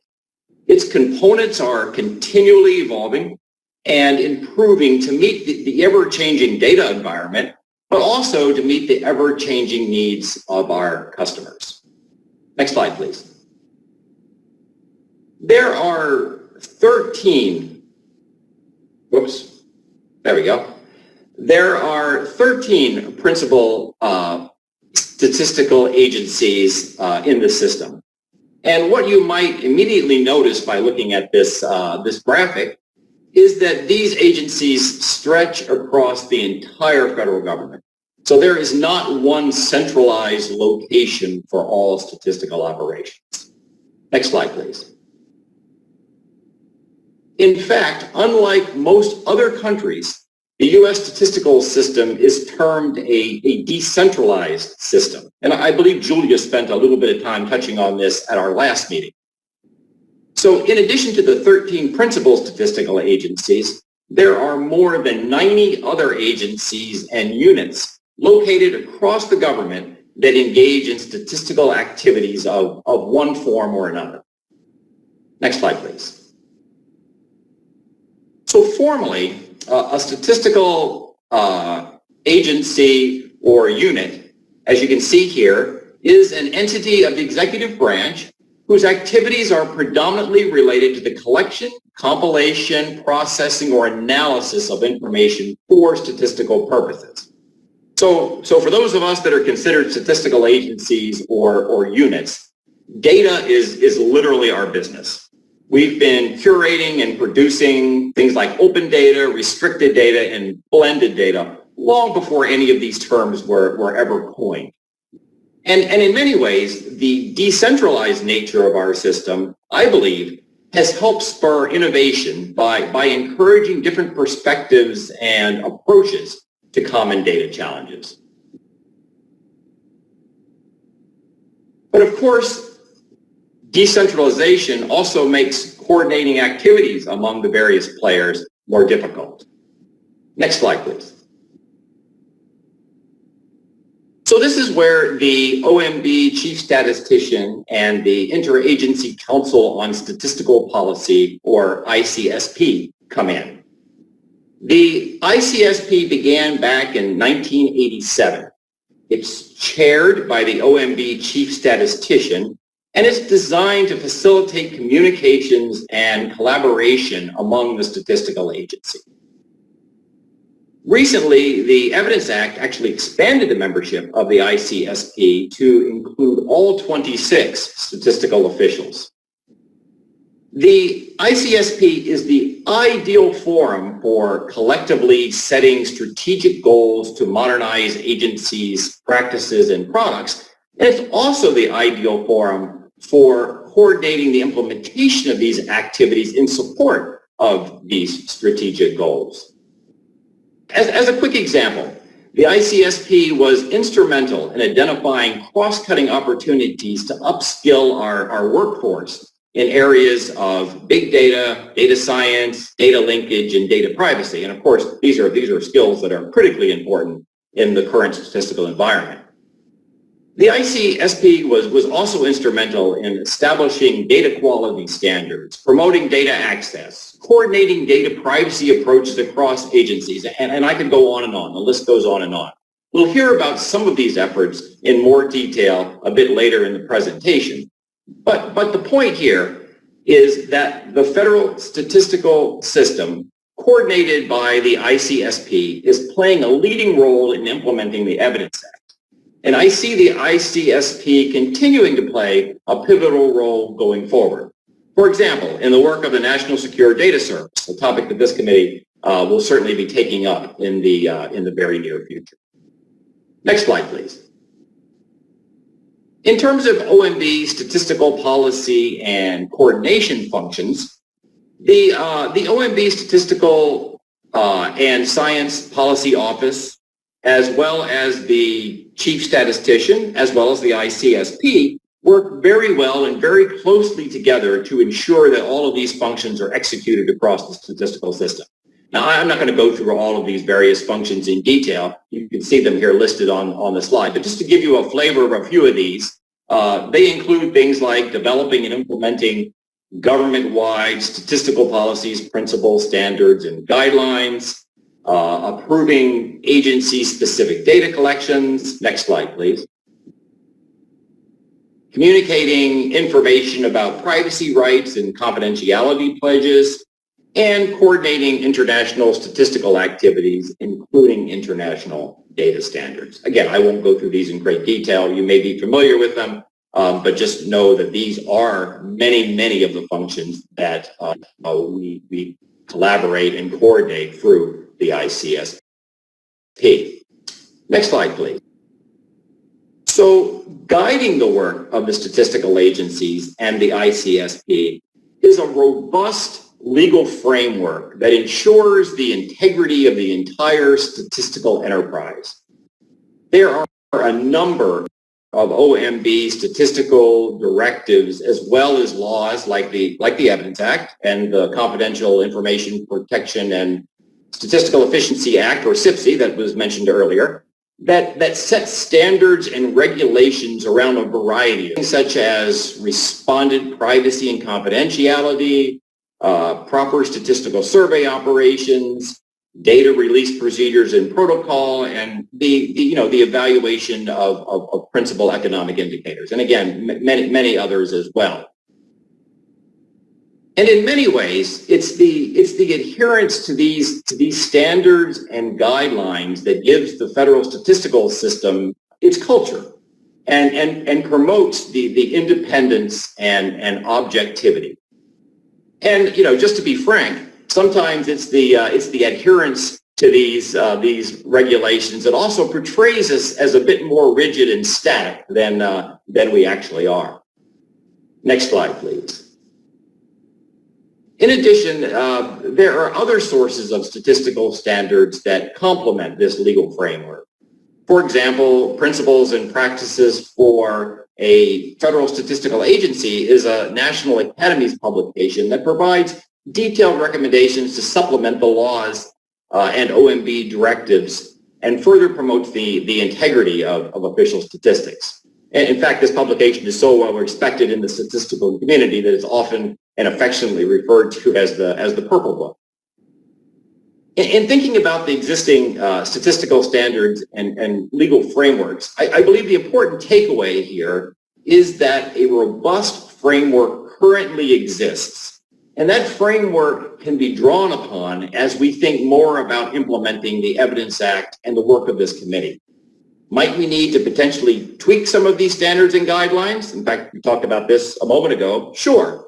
But we don't necessarily need to start from scratch. There is an existing framework there that we can draw from, that we can amend. Next slide, please. So I mentioned that the federal statistical system is an ecosystem. It's dynamic, it's innovative, it's constantly adapting to changing needs. This is true in part because of the various coordinating mechanisms and frameworks that we were just discussing. And perhaps nothing demonstrates this innovation better than the statistical system's response during the COVID-19 pandemic. So this slide shows the results of a recent poll conducted by the ICSP. When statistical agencies were asked about implementing alternative approaches during COVID-19, the response was extremely positive. As you can see here, agencies did things like implement alternative modes of data collection, use new and alternative data sources, model missing data, and expand the use of data science techniques. So, this is really a sign of a healthy statistical system, and one that took extremely seriously the trade-off between acting and time in making these fundamental changes in the way that we operate. Next slide, please. As a quick example, you can see here how the Bureau of Economic Analysis supplemented its core consumer spending data with credit card transactions data and machine learning algorithms to produce daily spending patterns for select categories of spending. By providing this higher frequency information, the BEA was able to enhance our understanding of household behavior during the pandemic and did this in a way that maintained the quality of its core consumer spending data. Next slide, please. As another example, the introductory of the Pulse survey is probably one of the most impressive achievements of the statistical system in recent history. So this was a multi-agency effort, I believe about 7 agencies, and it was designed to collect real-time information on the social and economic effects of COVID-19 on households. The speed at which this web panel survey was stood up was remarkable. It went from a concept to data collection in less than a month. I don't think anything's happened that fast in the statistical system, at least not in my lifetime. This work also demonstrates, again, a keen awareness of the trade-off between accuracy and timeliness. So while the statistical system is well known for its quality, I think this really nicely demonstrates our awareness and our emphasis on timeliness when, in fact, this becomes a priority for the nation. So, we clearly don't have enough time to go through all the various innovations that have taken place within the federal statistical system. But when you have the opportunity, please take a look at a newly released ICSP report on statistical agency changes in response to the COVID-19 pandemic. And this report is available on our committee website. So do please take a look at that when you have an opportunity. Next slide, please. So this brings us to the question, how does the federal statistical system fit with the Evidence Act and the eventual standing up of a national secure data service? At one of our earlier meetings, Shelley Martinez from OMB spoke about the Evidence Act's big 3 ideas. I think she called them the big 3 ideas. The first is systematic planning. And this focuses largely on the evaluation officer's efforts to develop learning agendas and other tools that we learned a lot about earlier this morning. The second big idea that Shelley identified is high-quality data governance. And this focuses primarily on the portfolio of the chief data officers, including things like data inventories, open data, and data governance boards. The third big idea is safely expanding access to protected data. And this is where the officials and the federal statistical system are front and center. Next slide, please. Title III of the Evidence Act clearly makes statistical agencies major actors in restricted data access. It does this in several ways, as outlined here on the slide. First, it strengthens the technical autonomy of statistical agencies. Second, it provides new authority for agencies to acquire data for the purposes of evidence building. This is the presumption of accessibility that we were referencing earlier. Third, it requires agencies to provide tiered access to data. And fourth, it requires agencies to create a single front door for those who want to apply for access to restricted data. Much of this work has already begun across the federal statistical system, and we'll hear more about several of these initiatives in a few minutes. Next slide, please. But as you listen to Barry and Imelda describe what we're currently doing and where we're headed, the thought I'd like to leave you with is that the federal statistical system provides an existing and well-functioning infrastructure, an ecosystem, if you will, and one that doesn't so much depend on luck. It's actually an existing structure, it's well-functioning, and it provides a valuable service. This ecosystem has proven to be well-suited for collecting, curating, and disseminating high-quality data, as well as maintaining confidentiality and trust. So as we think more about the implementation of the Evidence Act and standing up the eventual National Secure Data Service to address data access, linkage, and privacy, I believe it's extremely important that we keep in the existing strengths and potential contributions of the federal statistical system. Is the system perfect? No, absolutely not. There are definitely challenges around capacity, capability, and authority that need to be discussed and addressed. But at the same time, we don't want to reinvent the wheel. So thank you very much, and I'm going to turn the presentation over to Barry. Great, thanks very much, Brian. Next slide, please. Okay, so I'm going to talk a little bit more about some of the components of that ecosystem that Brian has mentioned. And I'm going to start by talking a little bit about how we do our work. So as this slide notes, and as Brian already mentioned, at the heart of every statistical agency's mission is the gathering, curating, and disseminating data and official statistics to a broad audience. The sources of those data, however, vary considerably and are evolving. For many agencies, surveys provide the primary source of data. And as we know, surveys have the advantage of supporting long-time series of data, allowing a data producer to be careful about shaping the question to exactly collect the information that's needed. And they draw on a trove of statistical techniques that help ensure end products are unbiased and accurate. However, as Todd mentioned this morning, the public's willingness to participate in surveys has declined over time, and making this a more expensive and time-consuming mode for gathering data. Next slide, please. There are many examples of federal surveys that play critical roles in shaping the U.S. economy and society. Brian's organization provides important data on the healthcare system and health outcomes. Imelda's provides data and insights on the U.S. science and engineering enterprise. But here I'm going to highlight just one survey, the Census Bureau's American Community Survey, which is the premier source for detailed population and housing information in the U.S. As noted on the slide, it's widely used to inform government policies and business decisions. For example, it informs the distribution of more than $675 billion in federal and state funds each year. Next slide. So while surveys remain an important source of data, administrative and commercial data, including data from non-traditional sources such as scanners, sensors, satellite images, are all playing a bigger role in official statistics. And Brian showed you one example just a few minutes ago. Either serving as primary sources of information or in combination with other survey data.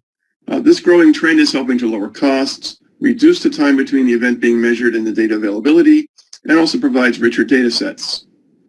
However, these data come with their own challenges, some of which are noted on this slide, and I'm not going to spend a lot of time talking about the challenges of using administrative data here, but I'll come back to it in a minute.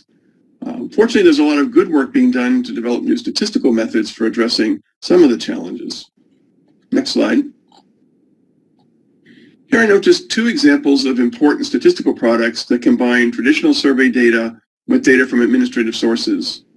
First, the National Center for Education Statistics National Post-Secondary Student Aid Study brings together data from the sources shown on this slide. The data has a number of important uses. For example, it's been used by researchers to examine the effectiveness of education tax credits in helping low-income students attend college.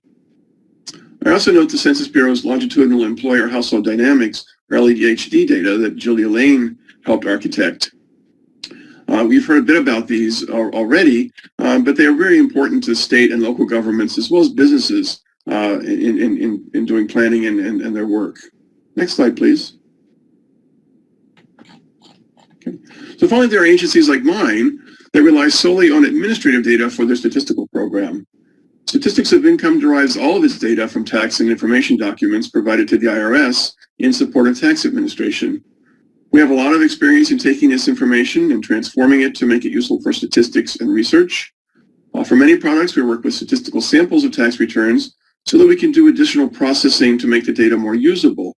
This includes transcribing additional information that's not captured during normal administrative processing, reorganizing information so that data are consistent across all the records in a data set, coding things like occupation and industry to make them statistically useful, and correcting errors. We release about 600 products annually, and which result in about 10 million downloads. In addition to using administrative data, we have a responsibility for managing the provision of administrative data to other federal statistical agencies to the extent it's allowed by law. Our role here is to clarify agency requests, ensure those requests are translated correctly by the programmers who create the data extracts, and work with the receiving agencies on secure data transfers. Importantly, we provide subject matter expertise to help the receiving agencies interpret the data and work with them to identify and correct any inconsistencies that are flagged in the course of using the data. Given that the data we provide often come from multiple internal data sets and that available metadata may not be optimized for external agency users, this last role is really critical and demonstrates the value added by having a statistical agency involved in the provisioning of administrative data for research and evaluation purposes. So next slide, please. Shelley Martinez suggested I say a few words about our joint statistical research program, both to show our commitment to provisioning data to support research and evidence building, but also to highlight the challenges current laws impose on using tax data for research purposes. Tax data are controlled under Title 26 of the U.S. Code, which describes all of its allowed uses, including which agencies can access the data and for what purposes.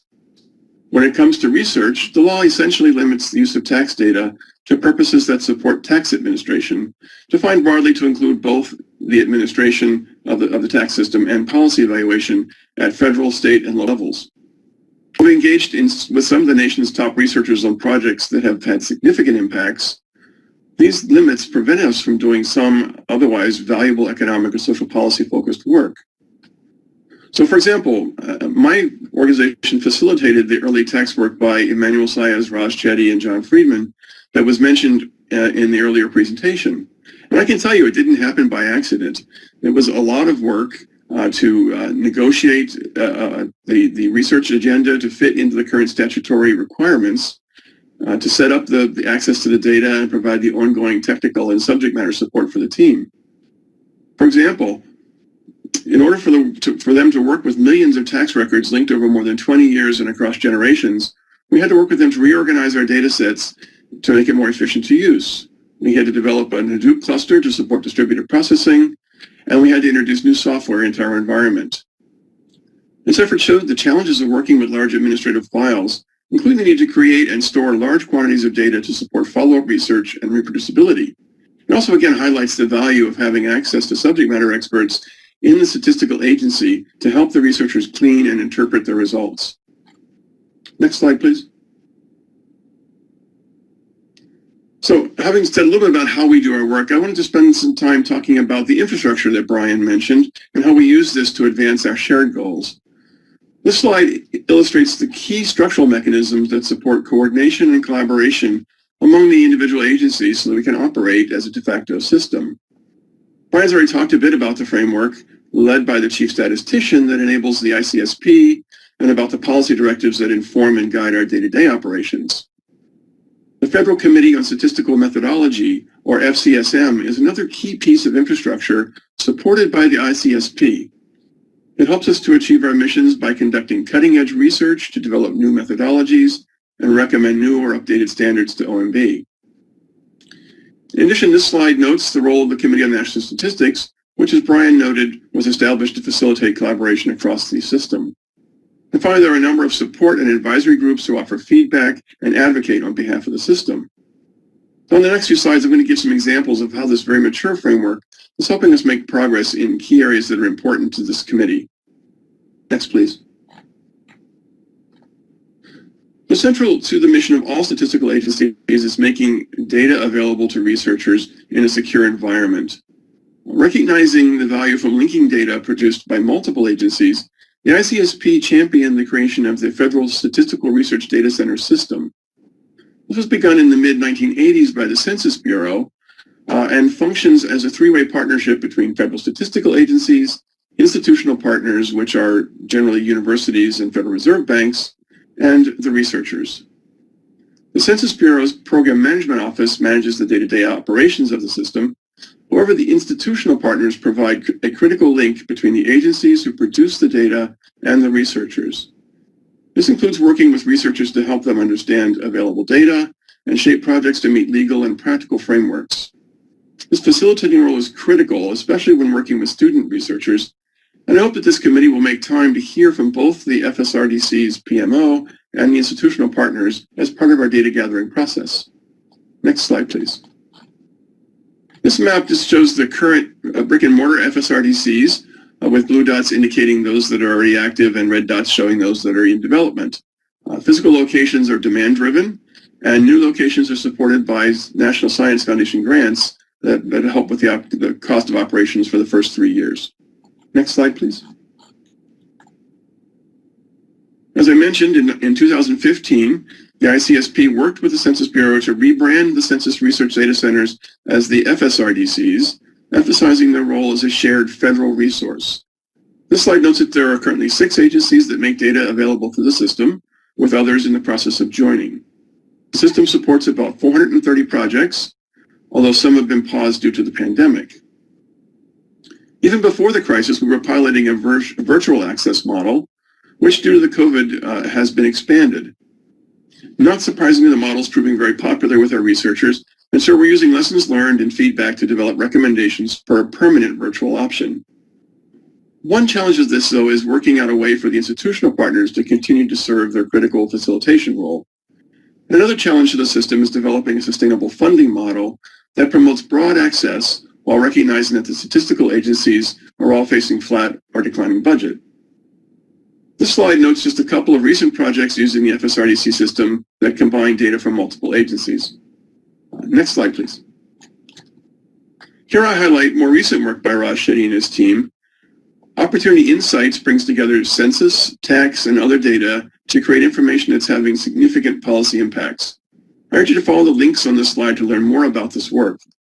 It's just one of many examples that show how the FSRDCs are already helping us to realize the goals of the Evidence Act and why they can be an important component of a future national tiered access infrastructure. Next slide, please. Another important piece of the ICSP infrastructure is the Federal Committee on Statistical Methodology. By bringing together technical staff from across federal agencies, this committee conducts research on emerging issues and shares that information broadly through conferences, workshops, publications, and seminars. These products inform individual agency practices and advise OMB. I'll highlight just 2 recent projects that have helped advance goals of both the Federal Data Strategy and the Evidence Act. Next, please. About 3 years ago, perhaps 4 now, the ICSP charged the FCSM with advising us on how to ensure data quality when using data from newer, non-traditional sources. In response, the SCSM has held seminars, bringing in experts to share information and ideas that have led to a number of reports, including the recently released Framework for Data Quality. This framework represents a significant departure from more traditional agency quality practices by elevating timeliness and punctuality as an important element of quality and focusing on transparency of reporting for fitness of use. As Brian mentioned, this approach is supporting the adoption of new data sources and technologies for producing information when it is needed. The next step in this work is to develop a toolkit to aid agencies in operationalizing the recommendations in that report. Next slide, please. In this slide, I just inserted to provide links for later for some of the other FCSM reports related to data quality, and I urge you, if you have time, to take a look. Next slide, please. Another product I want to highlight was that the FCSM in 2020 released its Data Protection Toolkit. As noted here, it's intended as a comprehensive guide to protecting confidential data used for research and public data releases. This is an update to older reports. The first one came out in the late 70s, and there have been several other updates. This one is a bit of a departure in its coverage and approach. It provides information on each of the topics listed in the slide and highlights both traditional and emerging methods for protecting data. Significantly, it provides access to many of the tools already being used by agencies, making it easier for users to adopt them. Next slide, please. This slide gives a quick overview of the toolkit's website, and it's worth noting that this is the first time the FCSM has released a product that was designed specifically for the web instead of as a written report, and it really demonstrates how the ICSP is modernizing its business practices. Next slide, please. So finally, I just wanted to mention the Committee on National Statistics. Brian's already highlighted the Purple Book, which describes the principles that guide agency operations. The CNSTAT does much more by providing critical infrastructure for advancing federal statistics. It conducts independent reviews of agency products to ensure objectivity and instill public trust. And through consensus studies, workshops, seminar, and other activities, CINSAT also provides advice and guidance that directly contribute to ICSP's strategic goals and to projects that are designed to modernize our practices and standards. Next slide, please. So in summary, the federal statistical agencies have extensive experience in working with data from different sources and in bringing them together in structured, repeatable processes to support research and reliable statistics. Our deep subject matter expertise make us ideal partners as we work to expand the use and access to administrative data for evidence and evaluation. We have an established ecosystem for collaborating and coordinating our activities that allows us to share experience and innovations. This supports new and better products, even in an era of shrinking resources.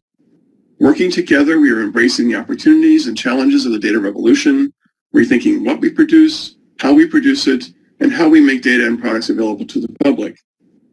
In doing so, we're helping to realize the goals of the Evidence Act and the Federal Data Strategy.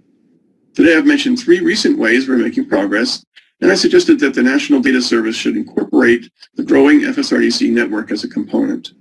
Emil is now going to talk about where we're going next. So thank you.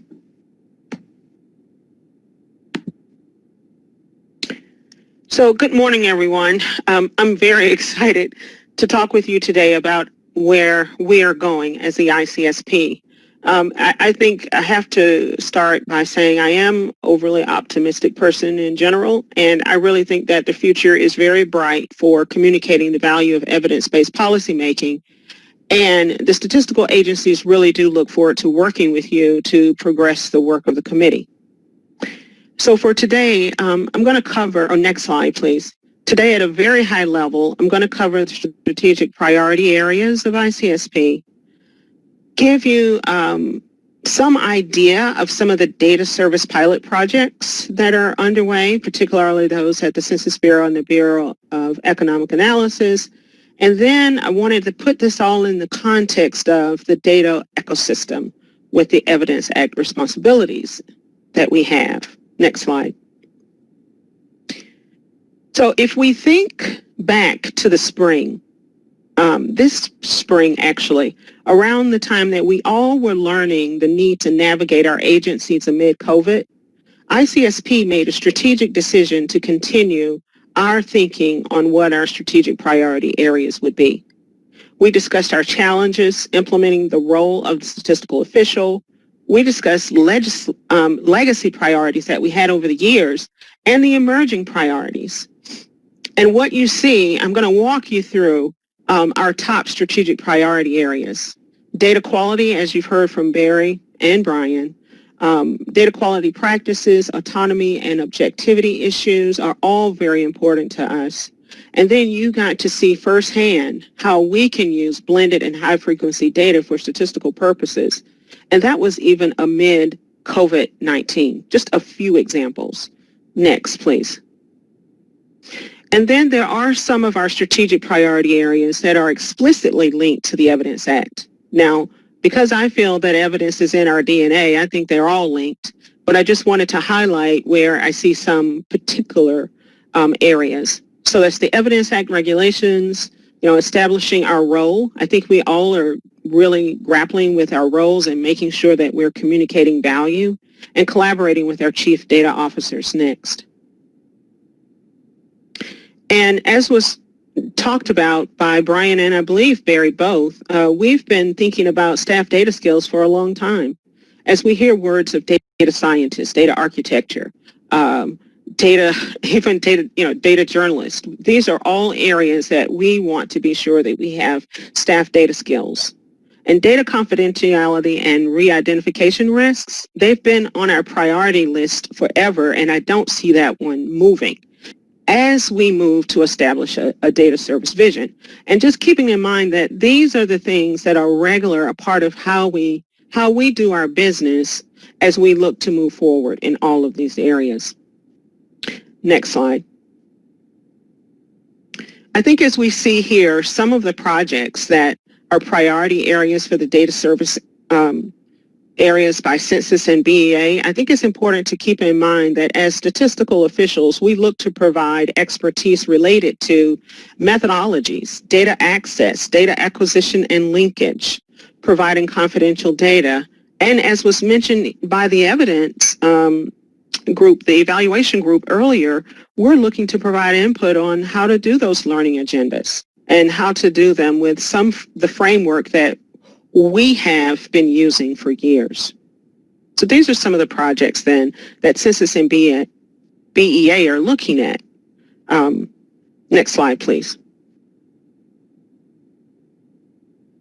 So now I want to get into this data ecosystem and think about the statistical agency's Evidence Act responsibilities. And I'm sure that as you first see this slide, you don't know where to start. There are a lot of great pictures and there are a lot of great words, but the first thing I can imagine you're thinking, as I was when I first saw it, is where do I begin? We actually want to begin at the data discovery phase, and that's over in Title I, and you see here listed the learning agendas. So as you think about this particular slide and you're looking at the various parts of this slide, keep in mind that this walks us through the Evidence Act in a way that shows its simplicity of it, and we'll discuss what some of those complexities look like. But we're talking about the agency inventory, the restricted data, and just to step back to data discovery, we've had a keen focus, a high focus on researchers, but remembering that data discovery for us all includes ourselves often, as we've heard before, the government agencies, the public, the researchers, the policymakers. There are several people that are going to be discovering the data that we have. And it's important that we have these data inventories to the restricted access data. I'm going to spend a little bit of time going through with you the single application portal and research.data.gov. But there's also the request that goes in, and we heard Matt and others talk about the presumption of accessibility and what does that actually mean. And then there's an approval process that gets us to the end where they've gone from data discovery to use of the data. So I've walked you through that. Next slide. Now let's just take a deeper dive at the law, 3583. Application to access data sets for developing evidence. And that's what we've all been talking about here, is how do we take our needs and actually turn that into the evidence? And one way that we have is this standard application process. I won't go through all the parts of the law in this particular presentation. I think, as was pointed out before, this is the beginning of a multi-part discussion that we'll have with you on what the Federal Statistical Agency and the system is doing. But keep that in mind, that we do have that goal to have a standard application process. Next slide. And if you would think about it also as a common front door, this is the foyer. This is the first place you want to go to hopefully achieving some of what we've heard today in terms of standard processes, standard forms, metadata, and inventories. This is the one-stop application portal for requesting direct restricted access to statistical agency microdata. The first phase was established by Census with ICPSR, that is the Inter-University Consortium for Political and Social Research at the University of Michigan. And as I pointed out, you have many opportunities to see value in terms of standardization. And this pilot builds on a need to have, by 2019, in place a single portal developing criteria for determining access and transparency of standards. Next slide. So I wanted to share with you some of the development phases. As you can imagine, standing up a single application portal across a system that is decentralized, as Brian described, can have its challenges. But the good news is that that first pilot was completed. And it looks very promising in terms of being able to grant access in a standardized way. We are now looking into phase 2, but just to share with you some of the things that came out of the phase 1 lessons learned, it was really, first of all, a success. We were able to do this with a limited amount of time and a limited amount of resources. And in spite of the fact, as you all have described, that there's a need for standardization on things like security. But this was done, and now we're thinking about how do we get those meta standards in place as we move into phase 2. And so the ICSP has subgroups that are working on the technical and policy development and requirements gathering, stakeholder communication. In phase 3, we believe we'll focus much more on the enhanced portal itself, maybe even moving from a focus of getting access through research projects through getting access by researcher needs and requirements. And then the phase 4 will be the application in full development mode, recognizing all along the way that this committee can provide input as to what the standard application process looks like and what it can do as we think about evidence moving forward. Next slide.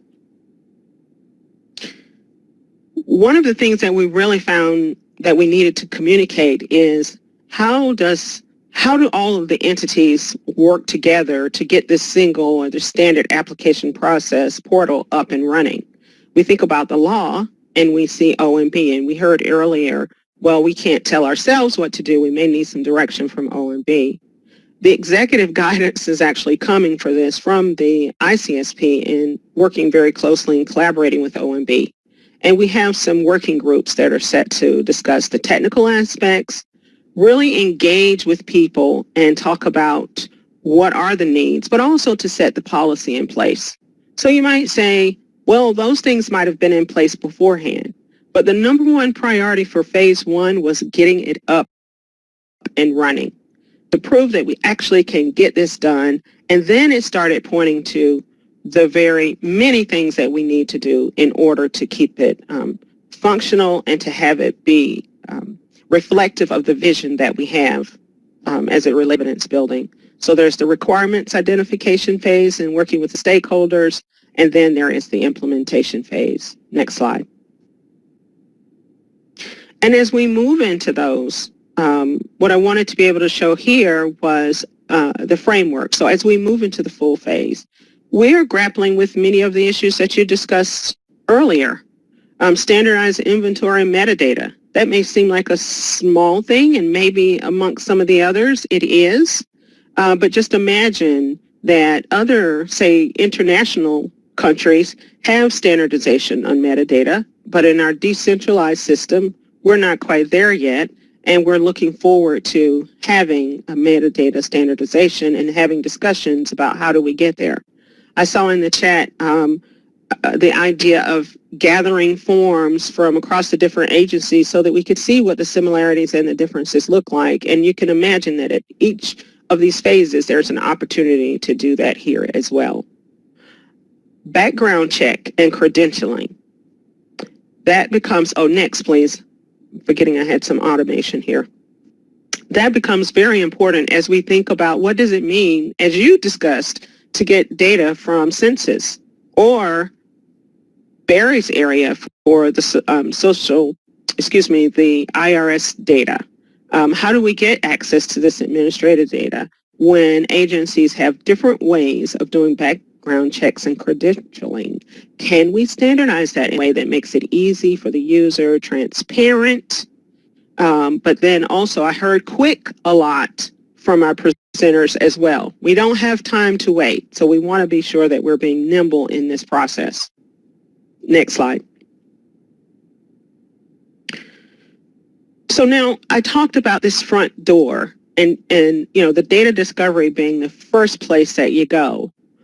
But I'll mention again, I think I mentioned already, this metadata need and the data inventory. These become critical as we're working with you and collaborating together on how do we make sure that people are aware of the types of data that are available to meet their needs, because often people aren't aware of what's there.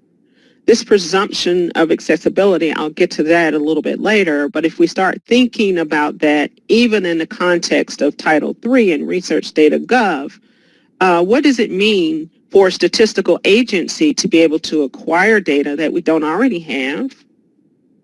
And how do you use it in conjunction with data that we do? And then we heard a big discussion about how do departments and other entities that aren't statistical agencies, how do they acquire data? What do those forms look like? But I think we have an infrastructure here that can be very fundamental to how we think about this as a committee moving forward. And when I say this, I mean, how do we think about acquiring and using data in a standardized format? So when we start to think about, for instance, the Access 3582, I like to refer to the law just to keep me grounded on where we are because there's so many pieces here. But as we think about access tiers and the risk assessments, we really want to be sure that we're providing a bridge between fully open and completely inaccessible. And we're taking into account the strengths and the weaknesses so that the approvals can relate to the level of data sensitivity and those tiers. So when we think about linking data from different places, do we have the resources to do that? This is going to happen much more frequently in the future. At least we anticipate and hope that's the case than it does now. And the sheer scope of work is going to be very different and have big resource implications that I think we all are aware of and we're all working toward. I guess the one thing to also think about as a theme of what we've heard is that we're at the ready as a federal statistical system. We're grappling with the issues right along with you. We're developing prototypes and data pilots to make this work move forward.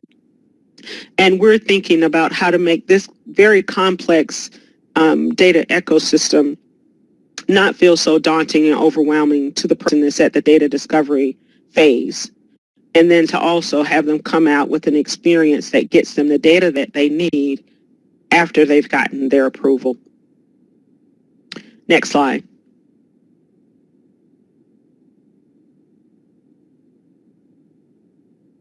So to sum this up, we think about the data ecosystem and our Evidence Act responsibilities. We see that the statistical agencies have the legal authority, that we have that authority. We talked about SIPSIA. We also heard some discussion about advances to SIPSIA that may not have happened yet, but that will be in the works. Because we need to think about that. What are the additional legal authorities that we'll need to be successful? As we think about the capacities that we can now offer, we also want to be sure that we are setting ourselves up for success through some of these pilots. Every time we have a pilot, every time we work with administrative data and survey data that we're used to collecting that has a very prominent place, and I think always will to some extent. But every time that we do that, we learn more about how to improve the ability to acquire, access, and combine data. So we're modernizing our data infrastructure. We definitely have heard about spurring innovation, and through all of this, then our whole goal is that we're building partnerships that we can move forward with. So we're excited.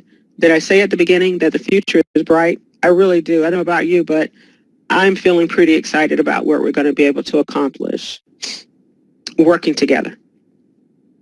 Thank you.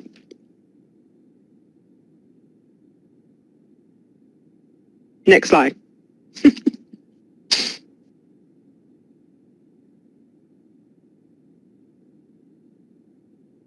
So do I turn it back over to... Hey, yeah, Dom, I think you're muted. Sorry, I was muted on my own phone. That's what I do. Thank you very much, Imelda, Barry, and Brian for those conversations. You gave us a lot of information.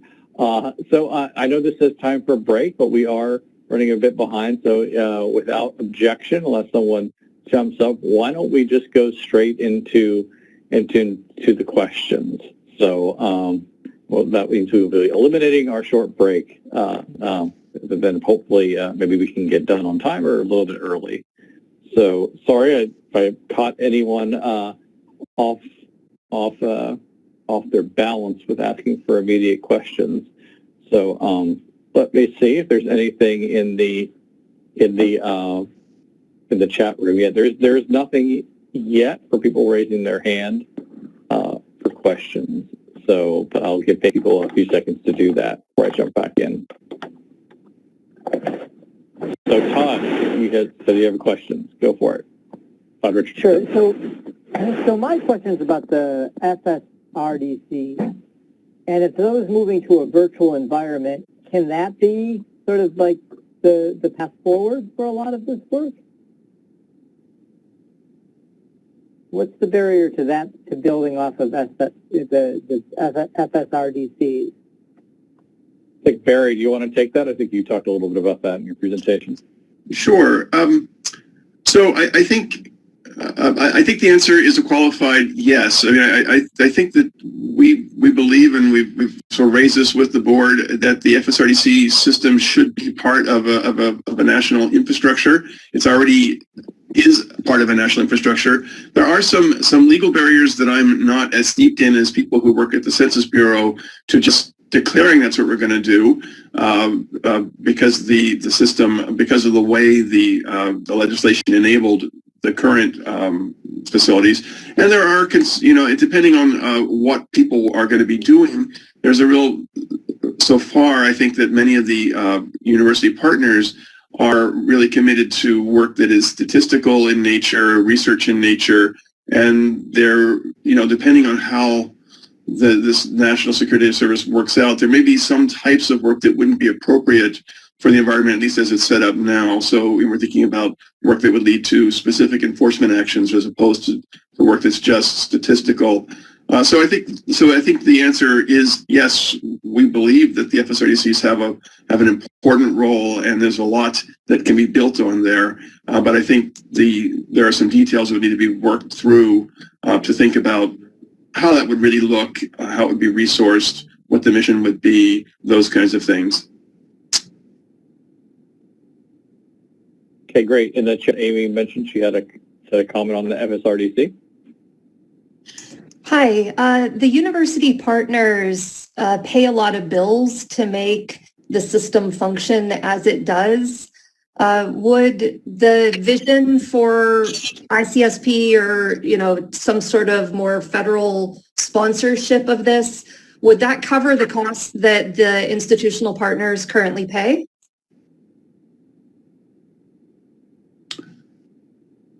I think there's a broad recognition that a significant expansion would require an appropriated source of funding to support the network.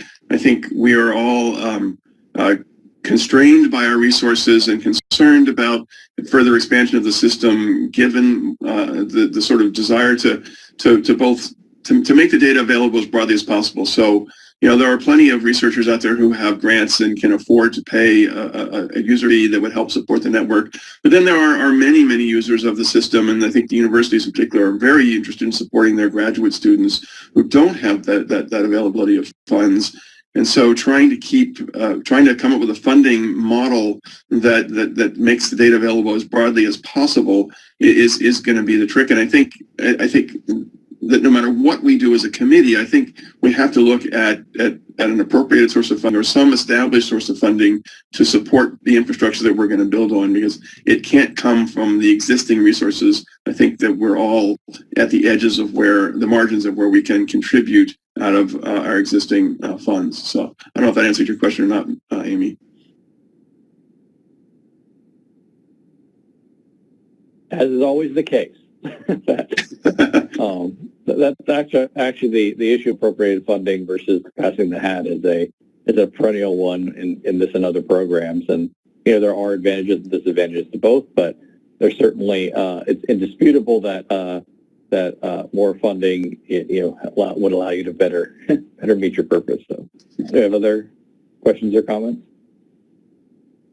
Anything from the audience?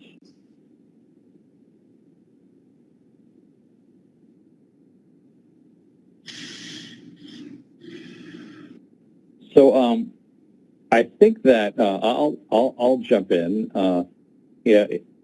While this does, I will say maybe a comment and a question. While this does have the when you see the presentation of statistical systems, often even my being the acting lead of that system, I'm always impressed with the depth of the knowledge and the thought that has gone on. Could maybe one of the panelists talk about how okay, so we have done, and you spoke to this a little bit. Okay, so if you think about it, in some sense, we've put a lot of thought into all of the issues that are being brought up about data sharing, but still we don't have all the, we don't have all the answers yet. So we heard a lot today about finding some common forms and procedures and practices. Maybe I'll pose the same question that I posed in the first presentation. If you had to choose like one or two of the, just the on your wish list of like what would lead to a better, more robust sharing environment. Would any of you want to speak to what those one or two things might be?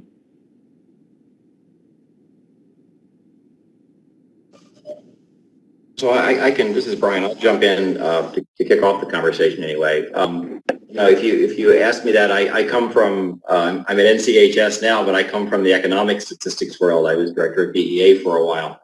And, the one thing that strikes me is back to data sharing and the limitations that we face, the legislative limitations that we face with being able to share data across the statistical agencies, for example. I think someone mentioned SIPC 1 and then SIPC Part 2 that hasn't yet materialized. And I think, I know it's a heavy lift to think about actually getting legislation through a process, but if you ask me what sort of the biggest bang for the buck would be, it would be able to have, for example, the Census Bureau, the Bureau of Economic Analysis, the Bureau of Labor Statistics, all share tax data, IRS data, SOI data in a way that allows us to draw conclusions about economic impacts. And that's extremely powerful. That's just one example, but I think that that would be the number one on my list.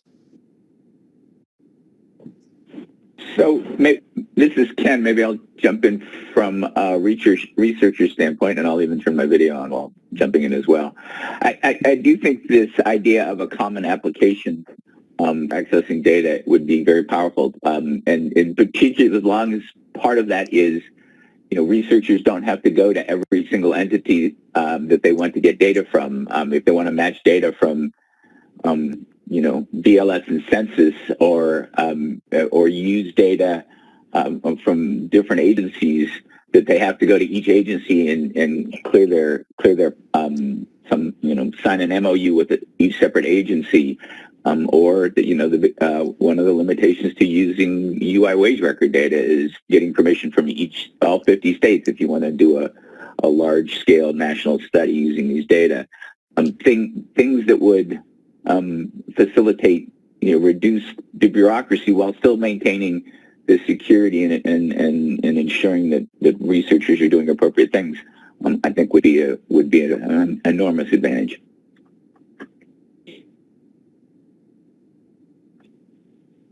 Thanks. And the other thing I was going to mention is something that Brian pointed out, which I think we've discussed a little bit before. I think the census pulse surveys, which, in case the audience doesn't understand, I almost think the census pulse surveys, we should just call them pulse surveys, because it actually was a collaboration across the entire statistical system that was executed through the census based on the questionnaire format. And I'll say, yeah, that was one of our fast approvals ever as well for something of this import. But it was there was a lot of discussion about the approval process, about how, in particular, and this gets to my comment and question, if we're going to do something fast to try to get more information out there, how is the census and the other statistical agencies, how are they going to do kind of a real-time evaluation of the effectiveness of the surveys and continually update them?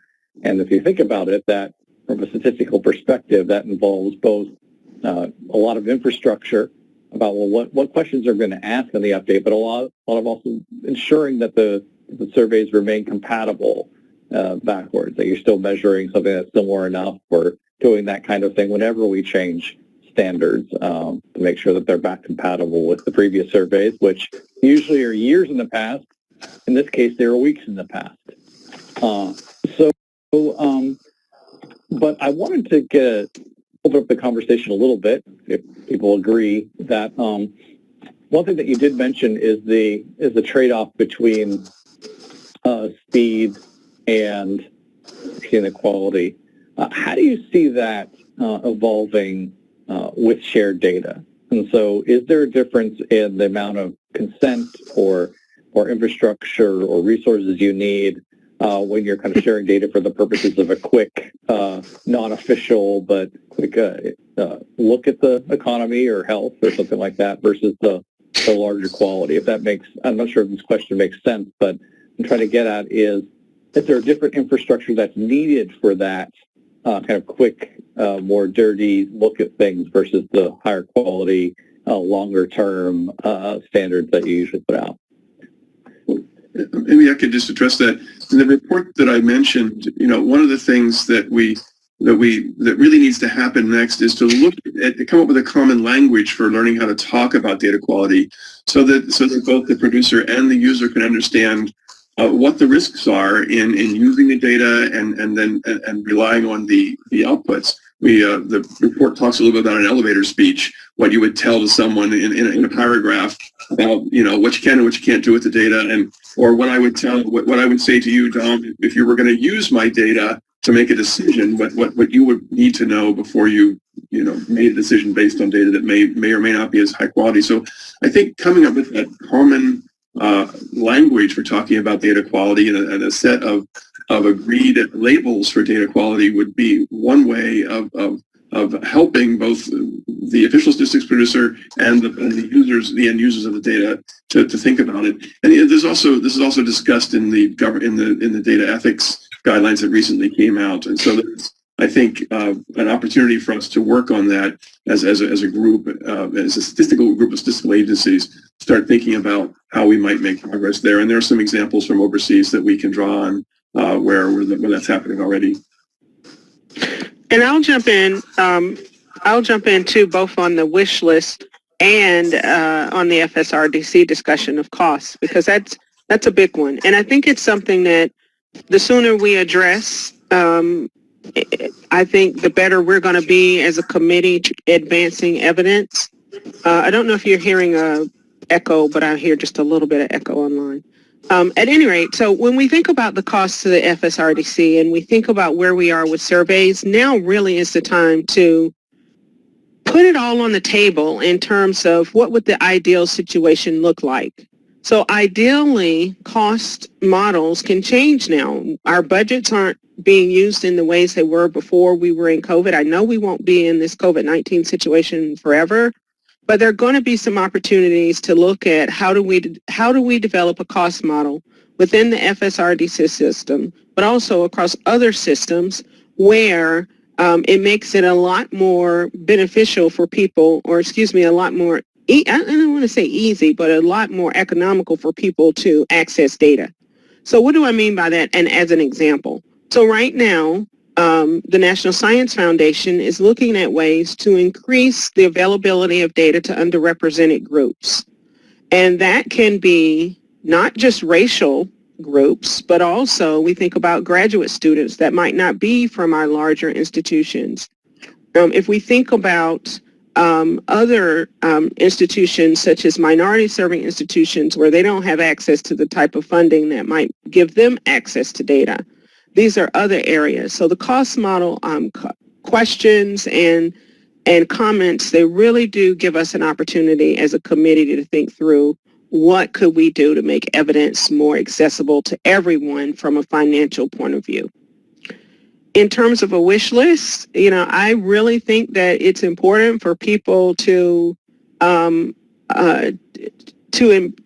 think of complementary and supplementary as we move forward. The state, so let's just think about some of the recent priorities we've heard from the administration, whether that's racial equity issues or whether that's some of the voucher work that we heard from that Raj Chetty and others have done. If we just think about those as opportunities where we can communicate values. So my wish list would be that we come up with a set of case studies where we can demonstrate how you take data from states, local governments, and perhaps survey data to talk about national needs that can be drilled down to the regional level.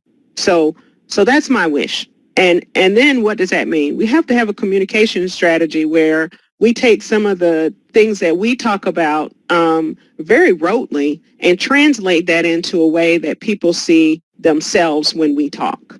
And sometimes that's the most difficult part, is that we talk about this. It's so ingrained in how we think that we don't realize that other people aren't thinking and talking and using these same terms. So that gets at some of my wish lists. A cost model where we can get some of this work done efficiently and at low cost to people who may not have access, so that we're opening up access to data, not just from the point of view of tiered access based on privacy concerns, but also based on availability, where underrepresented groups may not have opportunities. Thanks, Imelda. I think it's very, very well put about translating the way that we speak into ways that folks can understand. I wanted to mention a couple comments for the audience. In the chat box, we talked a little bit about how just technical variations of how to get access to the data, including using more use of APIs, application programming interfaces, but maintaining also the CSV, kind of the spreadsheet-based data sharing. And we do have that is actually a very live question in lots of parts of the government, is how the programming tools are used to sharing, including at least one other way in which we process the comments on rulemakings. For instance, we're thinking seriously about the use of the eyes in that area, in this area. So it's a great point. Also, a couple questions and comments from the panel about, I think, Richard, I don't know if you want to expound on it, but data quality, I agree. It is a very, it is a complex topic. It depends upon use. And also, I will say, is timing part of quality, right? So, as we said, something, the perfect statistic coming out 5 years from now on what's happening now, that could actually be, maybe I'm using quality in a loose sense, but it will be something that's relevant to the system and the users of the data. And so, Tom, I'll just quickly expound on that. I think it's very easy for us to sort of think of quality as accuracy, and it's much more than that. Timeliness, completeness. There's a matrix of elements to quality, and I think we just need to be mindful of that. So when you're saying, let's define quality within this data sharing framework, fit for purpose really needs to be part of that discussion. Absolutely. And then Christina, you had a comment. Christina Yancey. Yeah, hi, thanks, Dom. I just wanted to add to, I really appreciated Imelda's comments about sort of this aspirational notion, and I think it's always great to discuss, the art of the possibility, the case studies, to describe what we could do so that we do create this common appreciation for the value derived, but also, I think a companion to that has to be repeatability and the pragmatic reality of making this possible. I think today, a common theme has been this opportunity study, where I think, one of the points that should be made is not only about how costly this IRS HUD study was, but that it took 3 years to put together the data. We don't want to try to develop that as a model, that it will take us 3 years to be able to construct a data set to conduct an evaluation. The idea is to come up with sort of a pathway that is an adopted standard, not just in terms of what we get out of the research, but that the process itself is something that that can occur and is replicable. And so I just wanted to emphasize that, in terms of what we come up with recommendations, not just what is possible, but what is pragmatic and practical within, our ability to kind of, you look at the past make those recommendations for future solutions. If I could, I wanted to say something to that. Just first of all, point us to, and I probably should have sent a link to this. Don't know the stage it's in yet, but we're working with CNSTAT that Barry covered on reproducibility, replicability, and transparency. So yes, I tend to be very aspirational in the way I talk, but there's absolutely a need for us to think about that as we go forward. So even as I gave the comments about what the international community has in the metadata, in the metadata world, and in that, how do they reproduce things and how do they validate their work? I'm saying they had those challenges with the different countries having all their different laws. It's a similar type of a setup where, yes, we have our decentralized system and we have all of these different laws, and they can take time, as you've pointed out. But if we start thinking now, which we are through this work with the Academy, we're looking forward to some of the recommendations they're going to have to start to get us all really, really focusing on how do we make this applicable. I'll also point to the social, behavioral, and economic sciences within the National Science Foundation, having done a study on reproducibility and replicability as it relates to the sciences and the research there. So as communities, we're thinking about this in the application and how do we make sure that those 3-year projects, are just what would you say? Those are pilots that then cut down tremendously. Okay, so 3 years, 1.5 years. I'm for what can we do within a shorter amount of time. For sure, we don't have that kind of time. That's what we were hearing before, and I think so. Dom, the other thing is my wish list is a set of laws that are can be implemented without a lot of legal expertise across states and regions to make data sharing a lot more feasible. Because right now you have a set of groups, we could talk about this for a very long time, but there are some legal aspects that really do have to be addressed as we think about, Christine, as you were mentioning, as we think about really the implementation, not just the aspiration. Well, thanks everyone. I will mention that also. In the chat, the audience will see curated lots of war stories being shared about data sharing and cost and technical aspects of that.